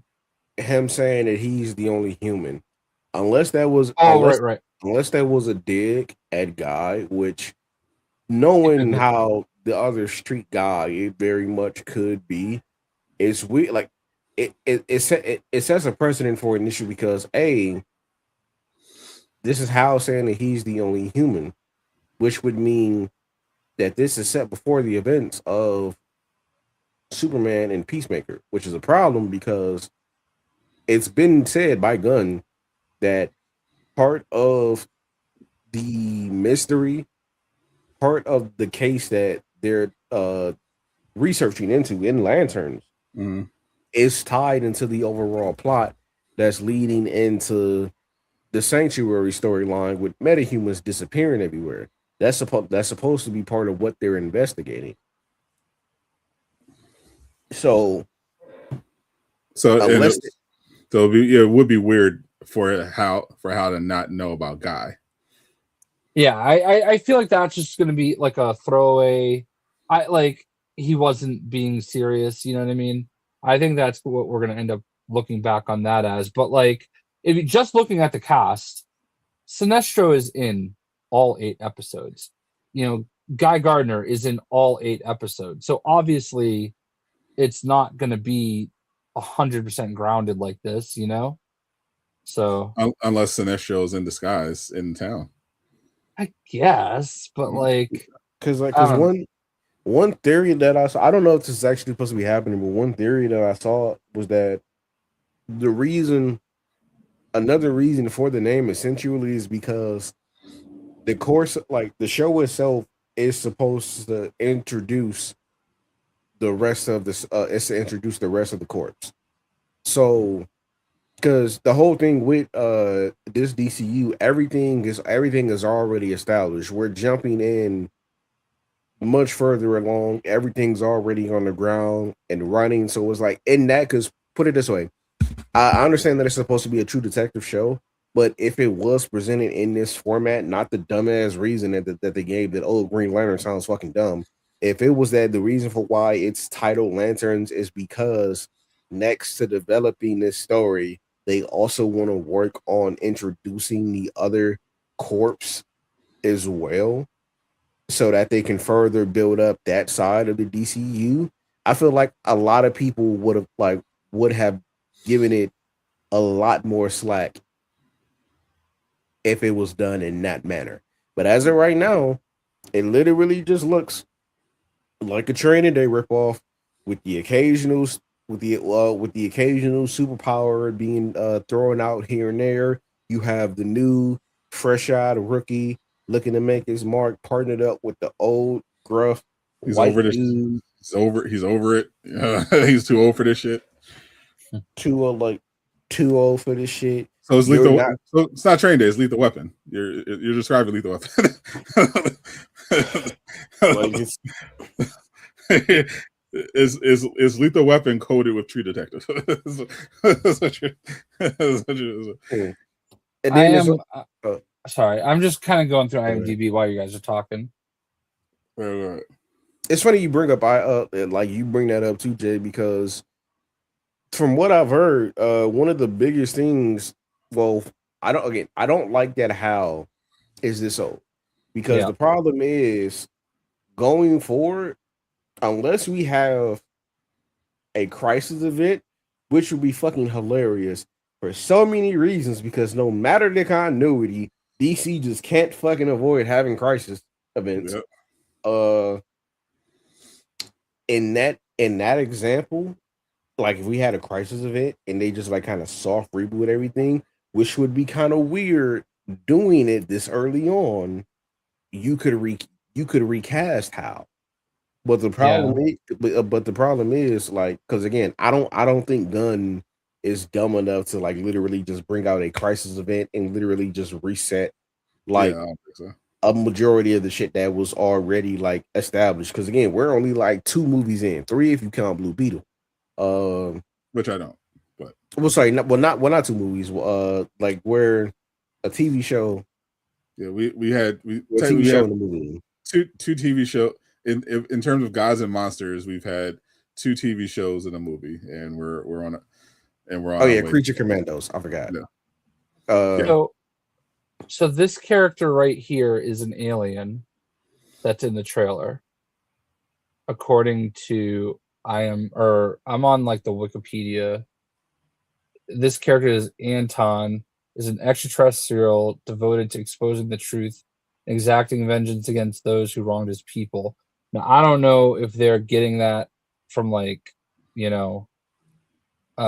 source, trust me, bro. Like from the comics, but like apparently this person is playing Anton, who I've never heard of before, as like a character. So like if that is supposed to be an extraterrestrial, then maybe that's what Sinestro looks like too. I don't know.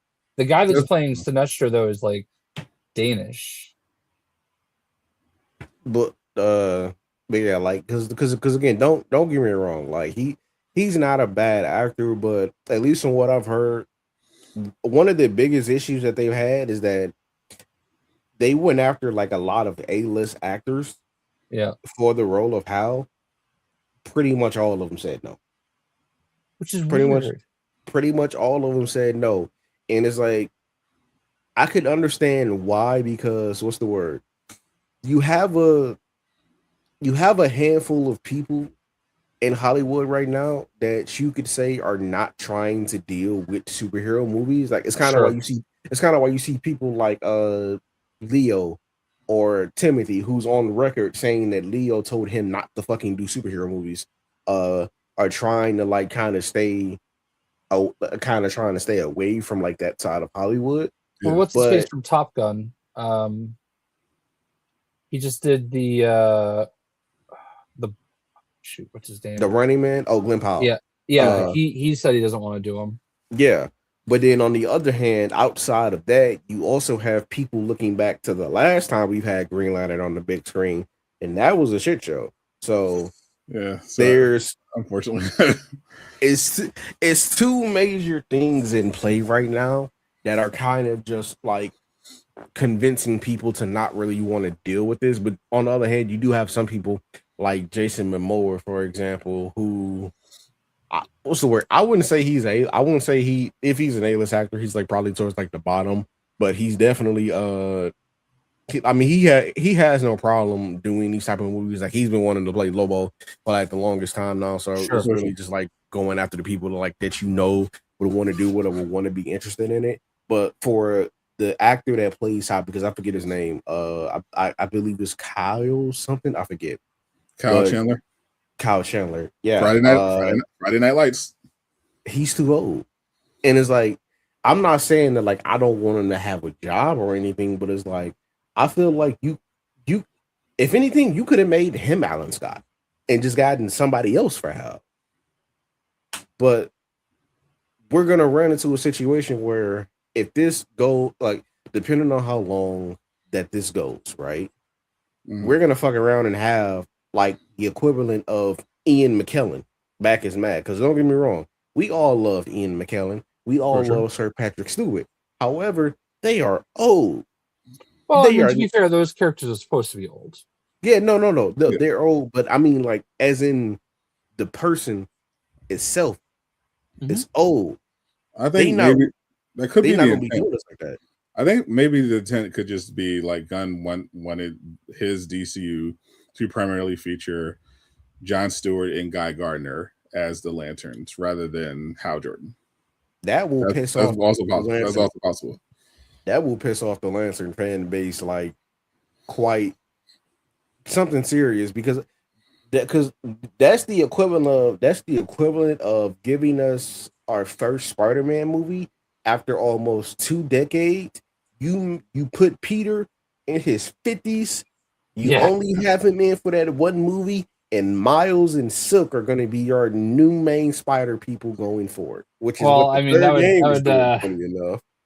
But that would be some issues for other reasons. No, absolutely. But it's still the overall point. You introduced the main character who was known for this.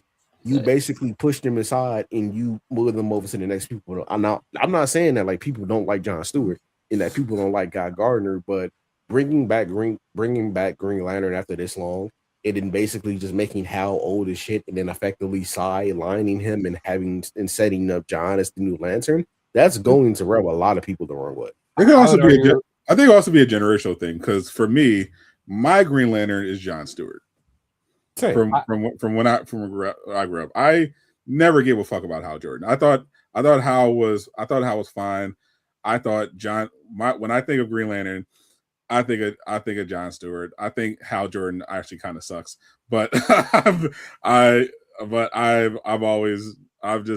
grew up on Justice League Unlimited.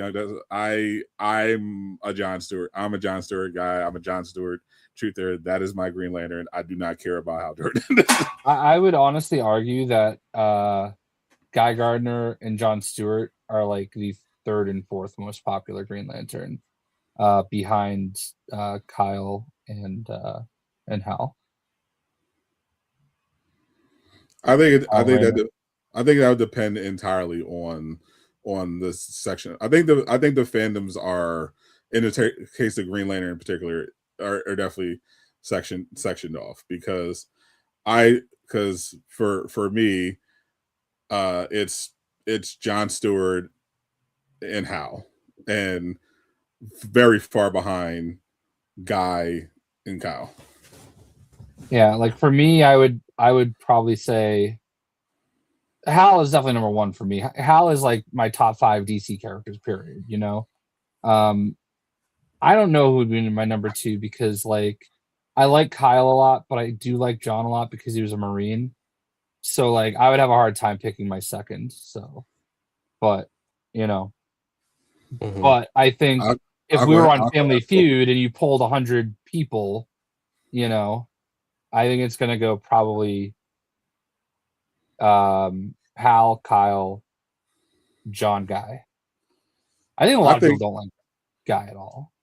I think John would have a probably decent chance of winning if you're polling 100 people, because I legitimately think it's definitely I think if you're just polling hardcore comic fans, maybe you'll see a lot more Kyle representation, but in terms of like but if you're polling like a wide variety of people, I feel like John would probably actually win the poll. I mean, you could be right though. It could be a generational thing. Because I'm sure. Because first of all, the Green Lantern comics aren't that DC comics are basically run by Batman. Like let's keep it a buck. And Wonder Woman and in recent years Harley Quinn as well.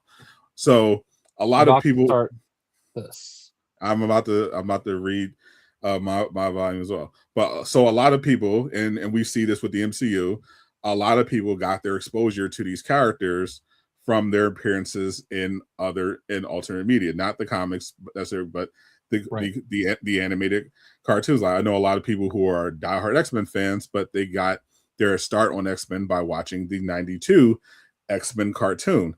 And there are people who love Marvel, but they didn't really get into it until they saw the Spider-Man cartoon and then the MCU.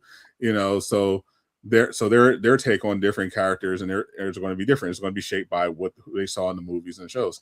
And I feel like when it comes, if you just broadly poll people when it comes to DC, because of their appearance in movies and cartoons, most people, if you polled them, would vote for Jon Stewart or Hal Jordan, and they would not know who the fuck Kyle Chandler is, and they would know Guy because from the Superman movie, right?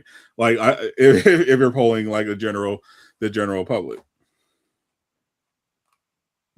Kyle Rayner, they literally have no idea. I feel like the more casual DC fan would have no idea who that is. And that's the thing though, because like I might be biased because Kyle Rayner is like my brother's favorite Green Lantern. So like, I personally never heard anyone say Kyle is their favorite Green Lantern. Like whenever anyone talks about Green Lantern, I hear Jon Stewart, Hal Jordan, very rarely Guy. Yeah, I think actually most people hate Guy Gardner because he's a douche. Yeah, they don't like him. Yeah, ironically, I was just at Ollie's the other day, and I don't know if you guys have Ollie's where you are, but I love the Red Lanterns. If anybody knows anything about me, my favorite DC character is Atrocitus, and I found this for $4, so I picked it up, and that is actually Guy Gardner as a Red Lantern. So very dope cover. Yeah.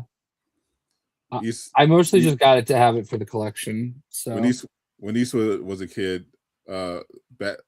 Superman was actually leaping tall buildings in a single bound and barely faster than locomotive. I also have Hal Jordan as a Red Lantern, so as a Funko Pop. Very, very, very cool. I think I'm personally definitely on the Jon Stewart. I think it's very possible Gunn is more of a Jon Stewart and possibly Guy Gardner. And I'm fine. I didn't mean to cut you off. I'm fine with elevating Jon Stewart. I think he's a really good character. I loved in Darkest Night. Like there's my favorite DC comic storyline is Darkest Night and Brightest Day. So in that story, John has a really great arc where he has to like reconcile their version of ego. I can't remember what it was called, but he has to kill it. Mogo? Like what was it? Mogo? Are you talking about Mogo? Yes, exactly. He has to kill it.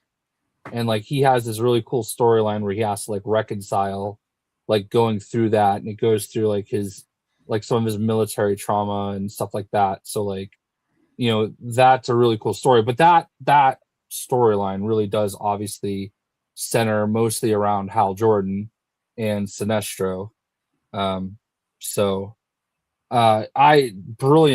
Brilliant story. More for the the Black Lantern storyline than the White Lantern part. But I just love that story. So yeah, but I do recognize at least that Hal Jordan is very popular, has a lot of fans. So I understand why. That's the one part in the trailer where I was like, okay, I could definitely see why people are mad that, after the absolute disaster that was the Ryan Reynolds Hal Jordan, they find out that we're getting a Lantern show based on Hal Jordan and Jon Stewart, and and they see the trailer and Hal Jordan is just a bitter old man. It's like The Last Jedi. We finally see Luke Skywalker after all these years, and he's nothing like he's drinking alien milk. Yeah, like he's nothing like Luke Skywalker. You know what I mean? And that's absolutely that's I've said it very, very, very specifically all along. I was not a fan of that casting. I'm just from an ageism, I guess. I like the casting. I think the problem is that they aged up Kyle Chandler makeup wise for the role, because if you've seen him in how old is he? He is old. He's like 56. Yeah, but if you've seen him in like in the Godzilla movies or Friday Night Lights, like he was not like a in his 20s or anything like that. Yeah, like 10 years ago. But he looks I thought he was in his late 60s, like going on 70. Even in the Monsterverse, like he doesn't look that old. Like they made him look older intentionally because that's the role they wanted to play. If you've seen him in like some of his other work, you could tell he's not like a young man, but he looks like he's in his 40s, maybe.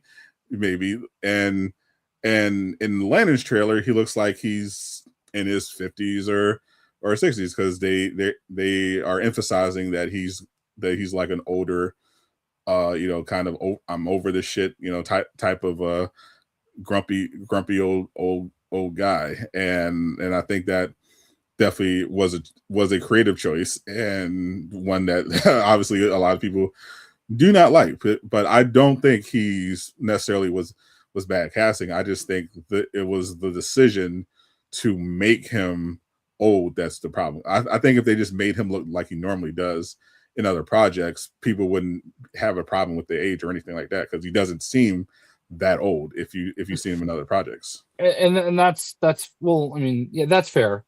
I don't know how he would look as he is in another project today. I mean, he looks like his hair isn't gray. He's like, it's black hair. He doesn't have wrinkles, or like, they just made him. I don't know if older. they're going straight to a Parallax storyline or something. I mean, Sinestro is there. When Hal Jordan gets, I don't know if you want to say infected by Parallax, he has like white streaks in his hair. He looks old. So, I don't know. I don't know. I just. It could be. I do know for a fact they aged up Kyle Chandler artificially for this role. Like he doesn't look that old normally. Gotcha. This is how they're gonna bomb, or it's gonna be better than what everybody's thinking. There is no in between. I'm betting on it being better than everyone thinks. For sure. That is my bet. And like I said at the beginning, like that very well could be a trailer or a teaser that only shows stuff that happened in the first episode or two. You know what I mean? Mm-hmm. Like I would hope so. But like I will say, looking at the IMDb, the sheriff person is in all 8 episodes too. So that's not very encouraging. Because like I watch shows like this. Like I'll have even if this wasn't necessarily a Lantern show, I would still watch it just because for the most part it looked intriguing to me. So it was like, okay, yeah, I'll check it out. Is this a good trailer to get people interested? Yeah. Was it a good trailer for being a Green Lantern project? No. Now is the show gonna be bad? No, can't say that yet. Yeah. Was the trailer ass? Yes. Was that suit ass? Yes. I don't again, I'm not in Hollywood. I'm not saying that I'm an artist or anything like that. It kind of seems like you're saying that. No. I'm not an artist. But at the very least, I'm not giving Hal Jordan a fucking beef and broccoli suit. Beef and broccoli is insane. And I remember seeing some people say that some people making cult theories that the reason for why the suit is like that is because it's supposed to represent Hal getting up there in age as he's getting older. The suit is fading with him, like his time as a Lantern is coming to an end. and that's bullshit because the shoulder pads are green as shit, and the rest of the chest plate is not. So either fucking fit the suit is ass, but the show feels very strongly. Again, the show could be decent. I got faith in it. Aaron Pierre, it's great. A good actor. I like him. I'm River curious, Ridge is fantastic. I'm curious, I'm curious to see how he's gonna perform in this role. I know a lot of people definitely had their reservations about him because he's a bit lighter than people would have intended for John. Like I've seen people say they would have rather had like Aldridge Hodge in that role. And to be honest, like after seeing like how he acts in Cross, and then also seeing him in like Hawkman or whatever, I don't know if he's gonna come back as Hawkman, but him as John Stewart, at least for the look, I could see that as well. But I'm gonna still watch it. The trailer sucked ass, but I'm gonna still watch the show. Because to be fair, we literally just had the same thing with another show, which is Wonder Man. A lot of people was like, okay, this is, I don't know, is this a show about actors? Is this a superhero show? Like, what is this? A lot of people just didn't really know what to expect. And after watching it, this is my opinion. Wonder Man is, because again, it's not, big spectacle, boom, punch everybody in the face, blow shit up. It's not that, but it was still, in my opinion, it was still a good show. Like Simon and Trevor are one of the best buddy duos in the MCU as of right now. I'll stand strongly on that. But Wonder Man was definitely in that same situation where the trailer definitely left a lot of it raised more questions than answers about the product as a whole. And the actual product itself was better than what a lot of people thought, and I enjoyed it. So, like, that's why I'm giving Lanterns the benefit of the doubt. I'm on record. I enjoyed it as well. He didn't. I'm on record as I thought it was going to be good from the first trailer. It's a very good Disney Plus show. If you look like that, but what year is that from? This had to be maybe 2 or 3 years ago, because I think I remember saying, why couldn't he have this look for Hal? Yeah, fine. If he looked like that, I would have no questions. That's from the Monsterverse movie. How long ago is that though? I'm not familiar. Which one? Let's see. Because I feel like this is 2022. 2021.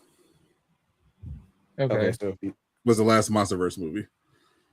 Like, he could, because again, if he looked like that, I would have I wouldn't really. He could have had this look, take that patch on the side of that jacket, slap an Air Force tag on it, and we're golden. Yeah, that's what I mean. That's what I was saying. They legitimately aged him up for this particular role. It was very much a choice on their part to make him look older. And I don't know if it's maybe it's story. It has to be story related or something. But they wanted him to look older because he doesn't normally look that old. I trust James Gunn, so I'm just gonna wait until everything happens. You know what I mean? I don't even think we can say that, because unfortunately James isn't the one that's running this. Otherwise, we probably would have had the fucking squirrel in the trailer.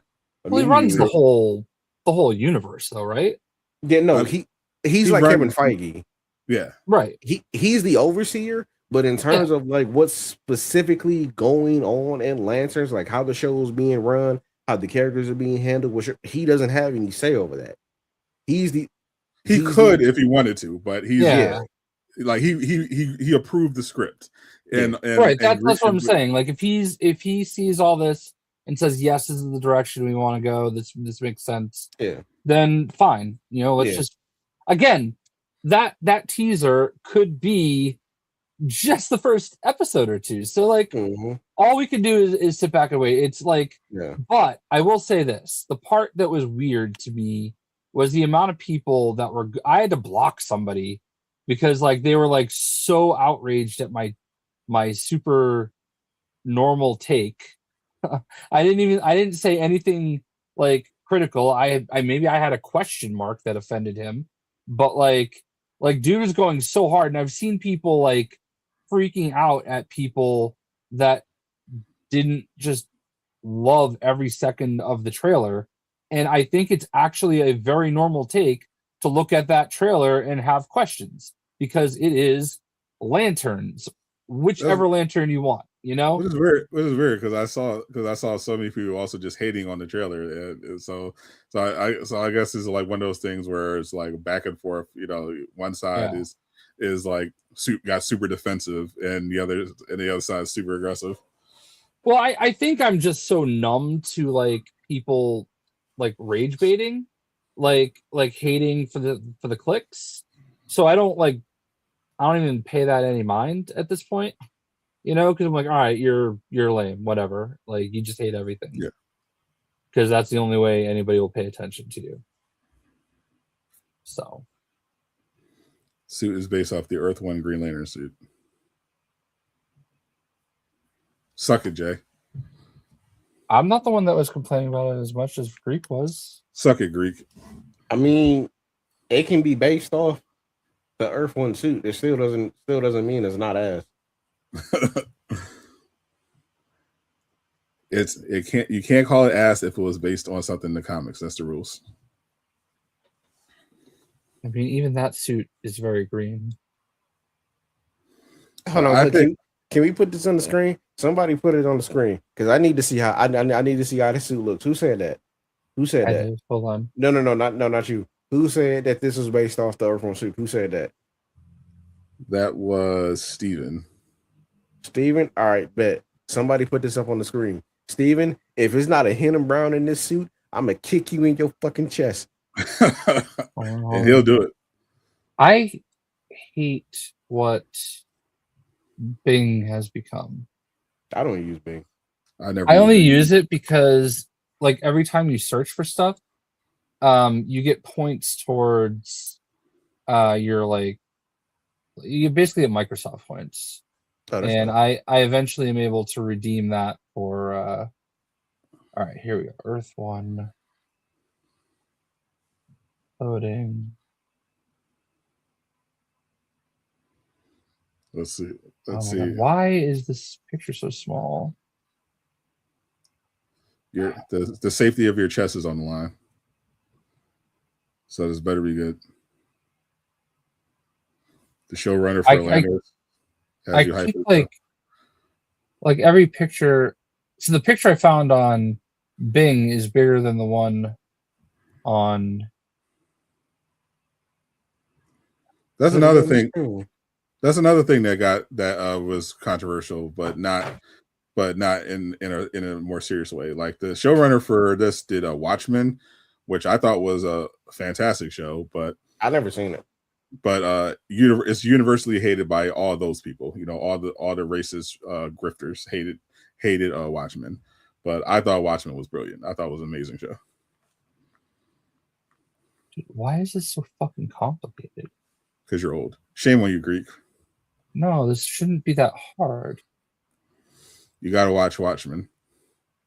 All right, whatever. We're just going to click on this.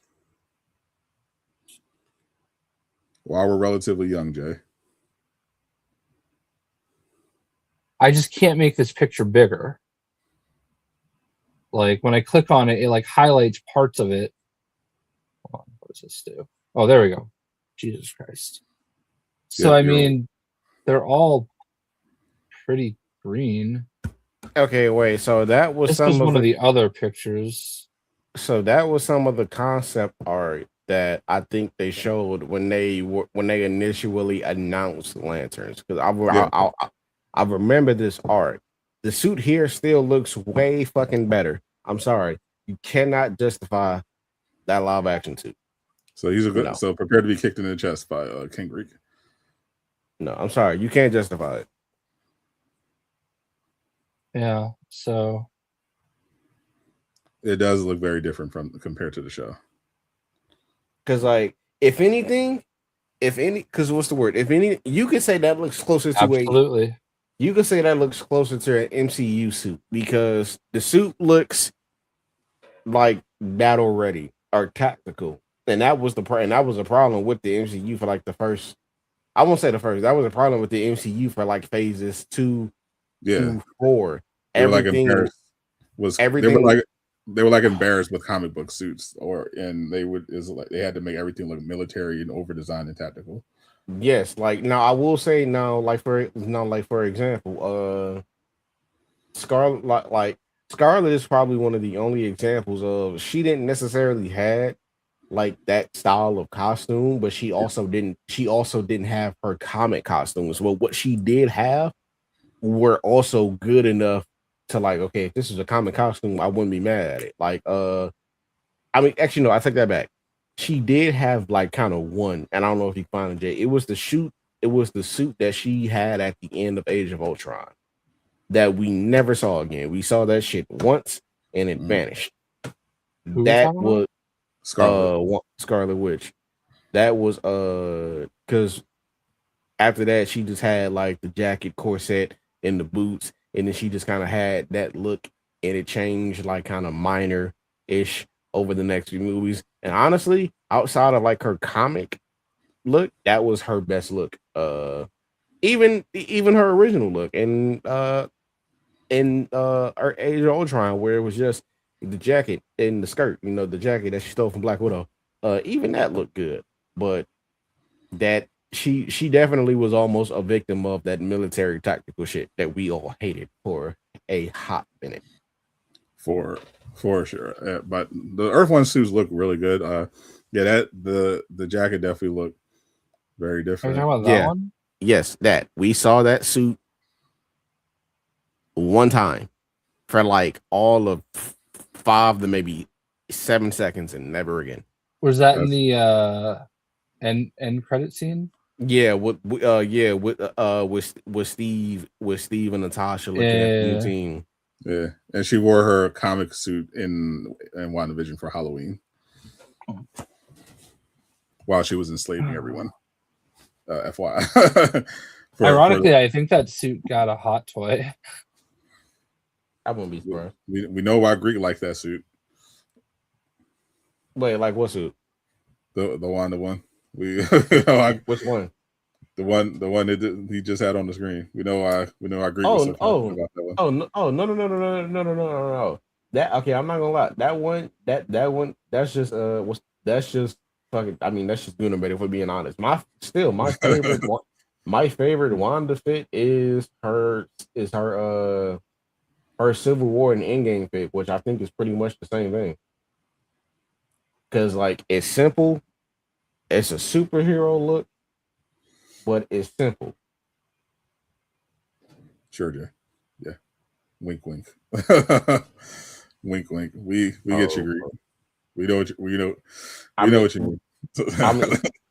I mean, if you don't believe me, I literally own the costume in Rivals. Granted, she's a zombie, but still. Actually, I'm not gonna lie. I'm kind of mad because I was funny enough, that zombie Wanda skin is also Gunnar bait.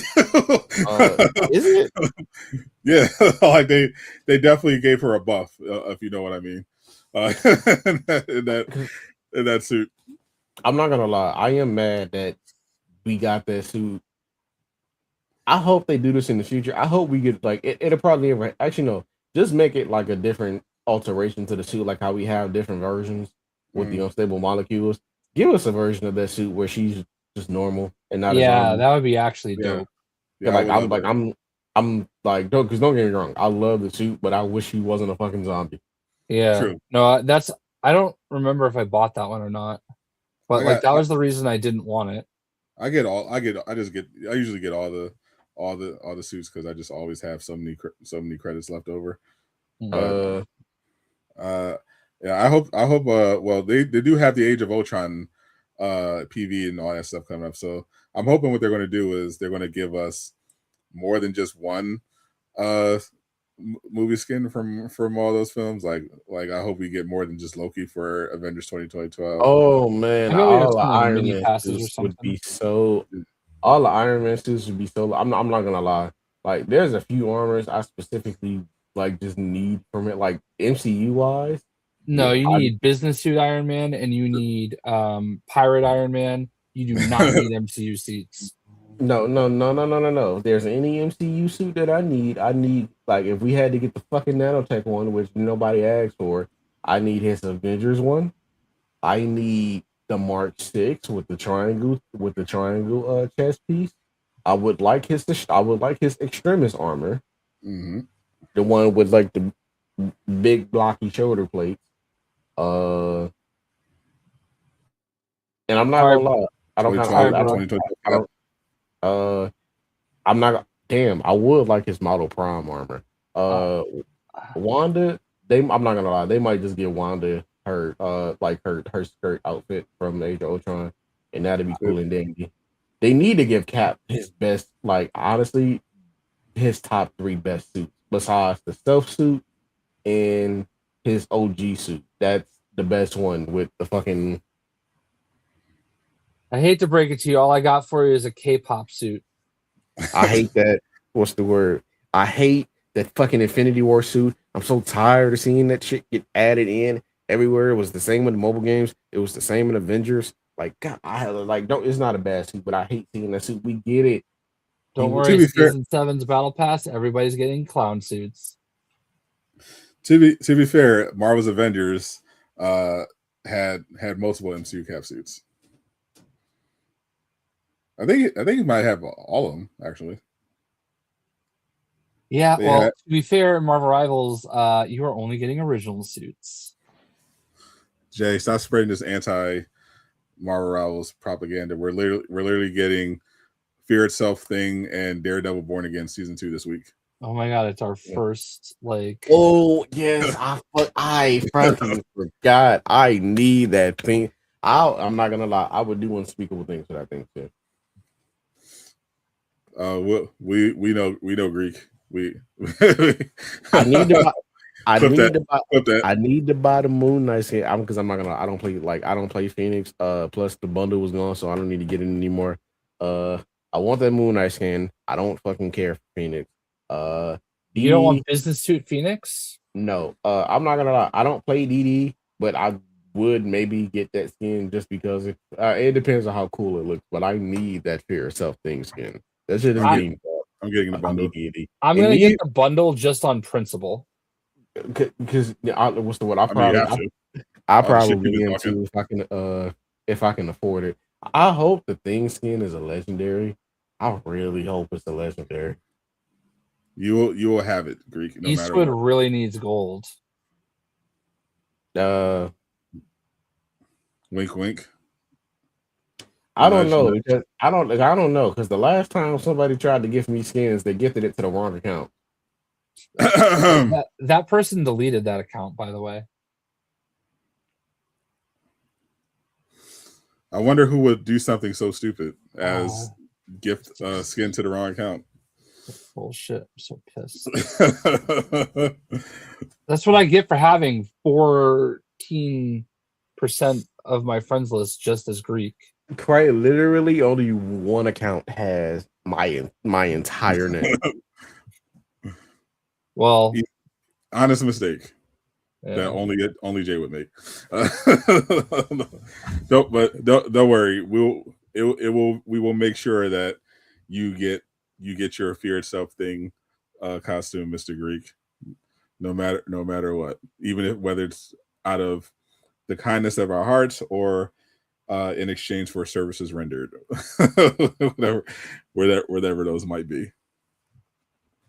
I like how this is just the point in the friendship where we are now. I do they force me to do shit for them and rivals and then just pay me later. I've taken very good care of you. For that sounded crazy. Where's my goddamn electric car, Jay? Electric car? Nobody. I know. No. I don't remember. I don't know. Nobody knows that reference. Nobody. God damn it! I think we need to start calling Greek Unk. Okay, hold on. First off, no, because that's not an old reference. It's the scene from Harley Quinn after Joker finds out Batman is Bruce and immediately asks him, "I put a down payment on the new Wayne Tech Industries electric car. Where's my goddamn electric car, Bruce?" Yeah, that's definitely a niche reference. Unk Greek. I didn't know Aqua even played Rivals. I thought he was on my. Honestly, like we were talking about quality of life updates earlier. Why can I still only have 150 friends? Exactly. Like, Why do you have that many friends? I think I've deleted 150 people from my friends list. Because Jay loves he loves to accept friend requests. That's what You play with too many people on your stream. You got to just start inviting people and then just leave it at there. He likes having friends. I just he likes I don't like. I don't like delete Geo first. No, leave Geo first is crazy. Geo is like Geo would be devastated. Geo's innocent. He's just a kid. We love Geo. Geo would actually be devastated. Yeah, Geo would probably cry. Delete Ski next though. Yeah, I would. Ski's getting close. If Ski types I''am one more time, he might get deleted. True.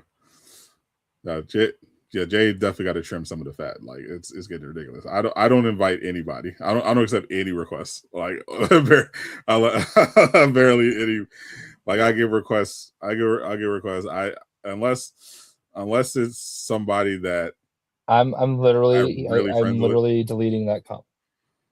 And I'm going to literally delete that comment. Did somebody already delete it for me? Not yet. Still there. One of my coaching Eastwood. That's the question because apparently he needs it. Yeah.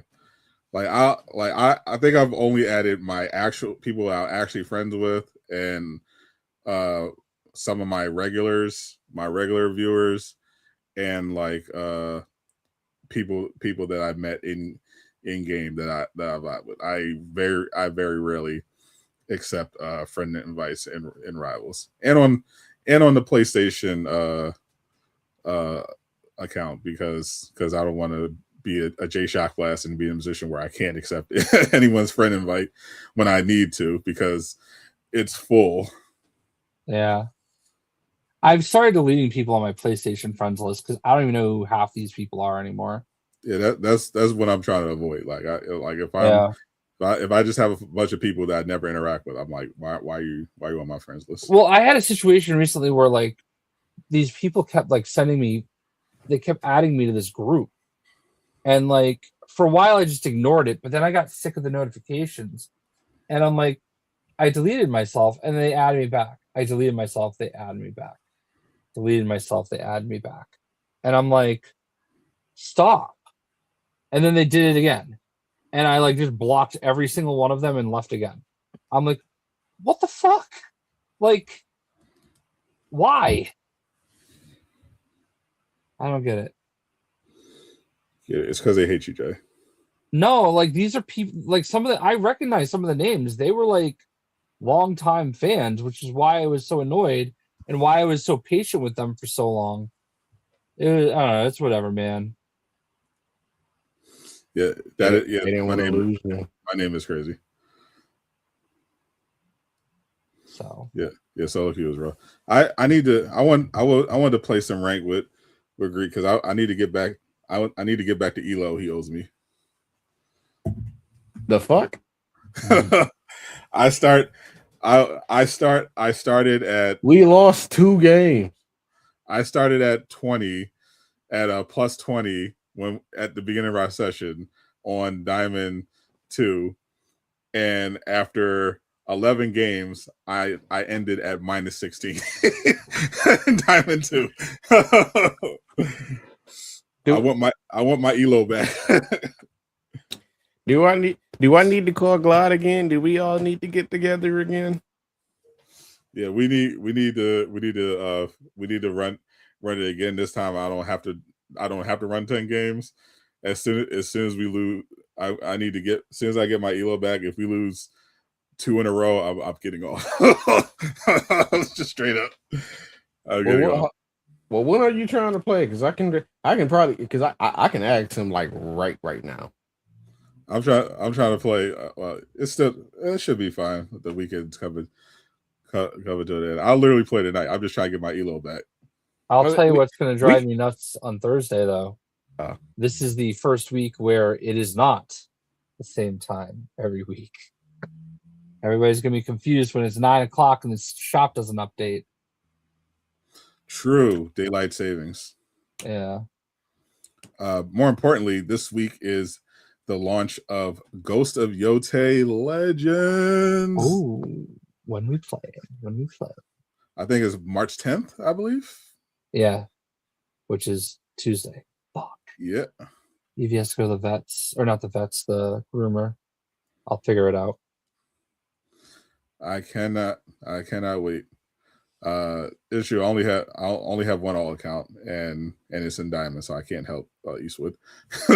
Unfortunately, I have my solo queue account is too high now.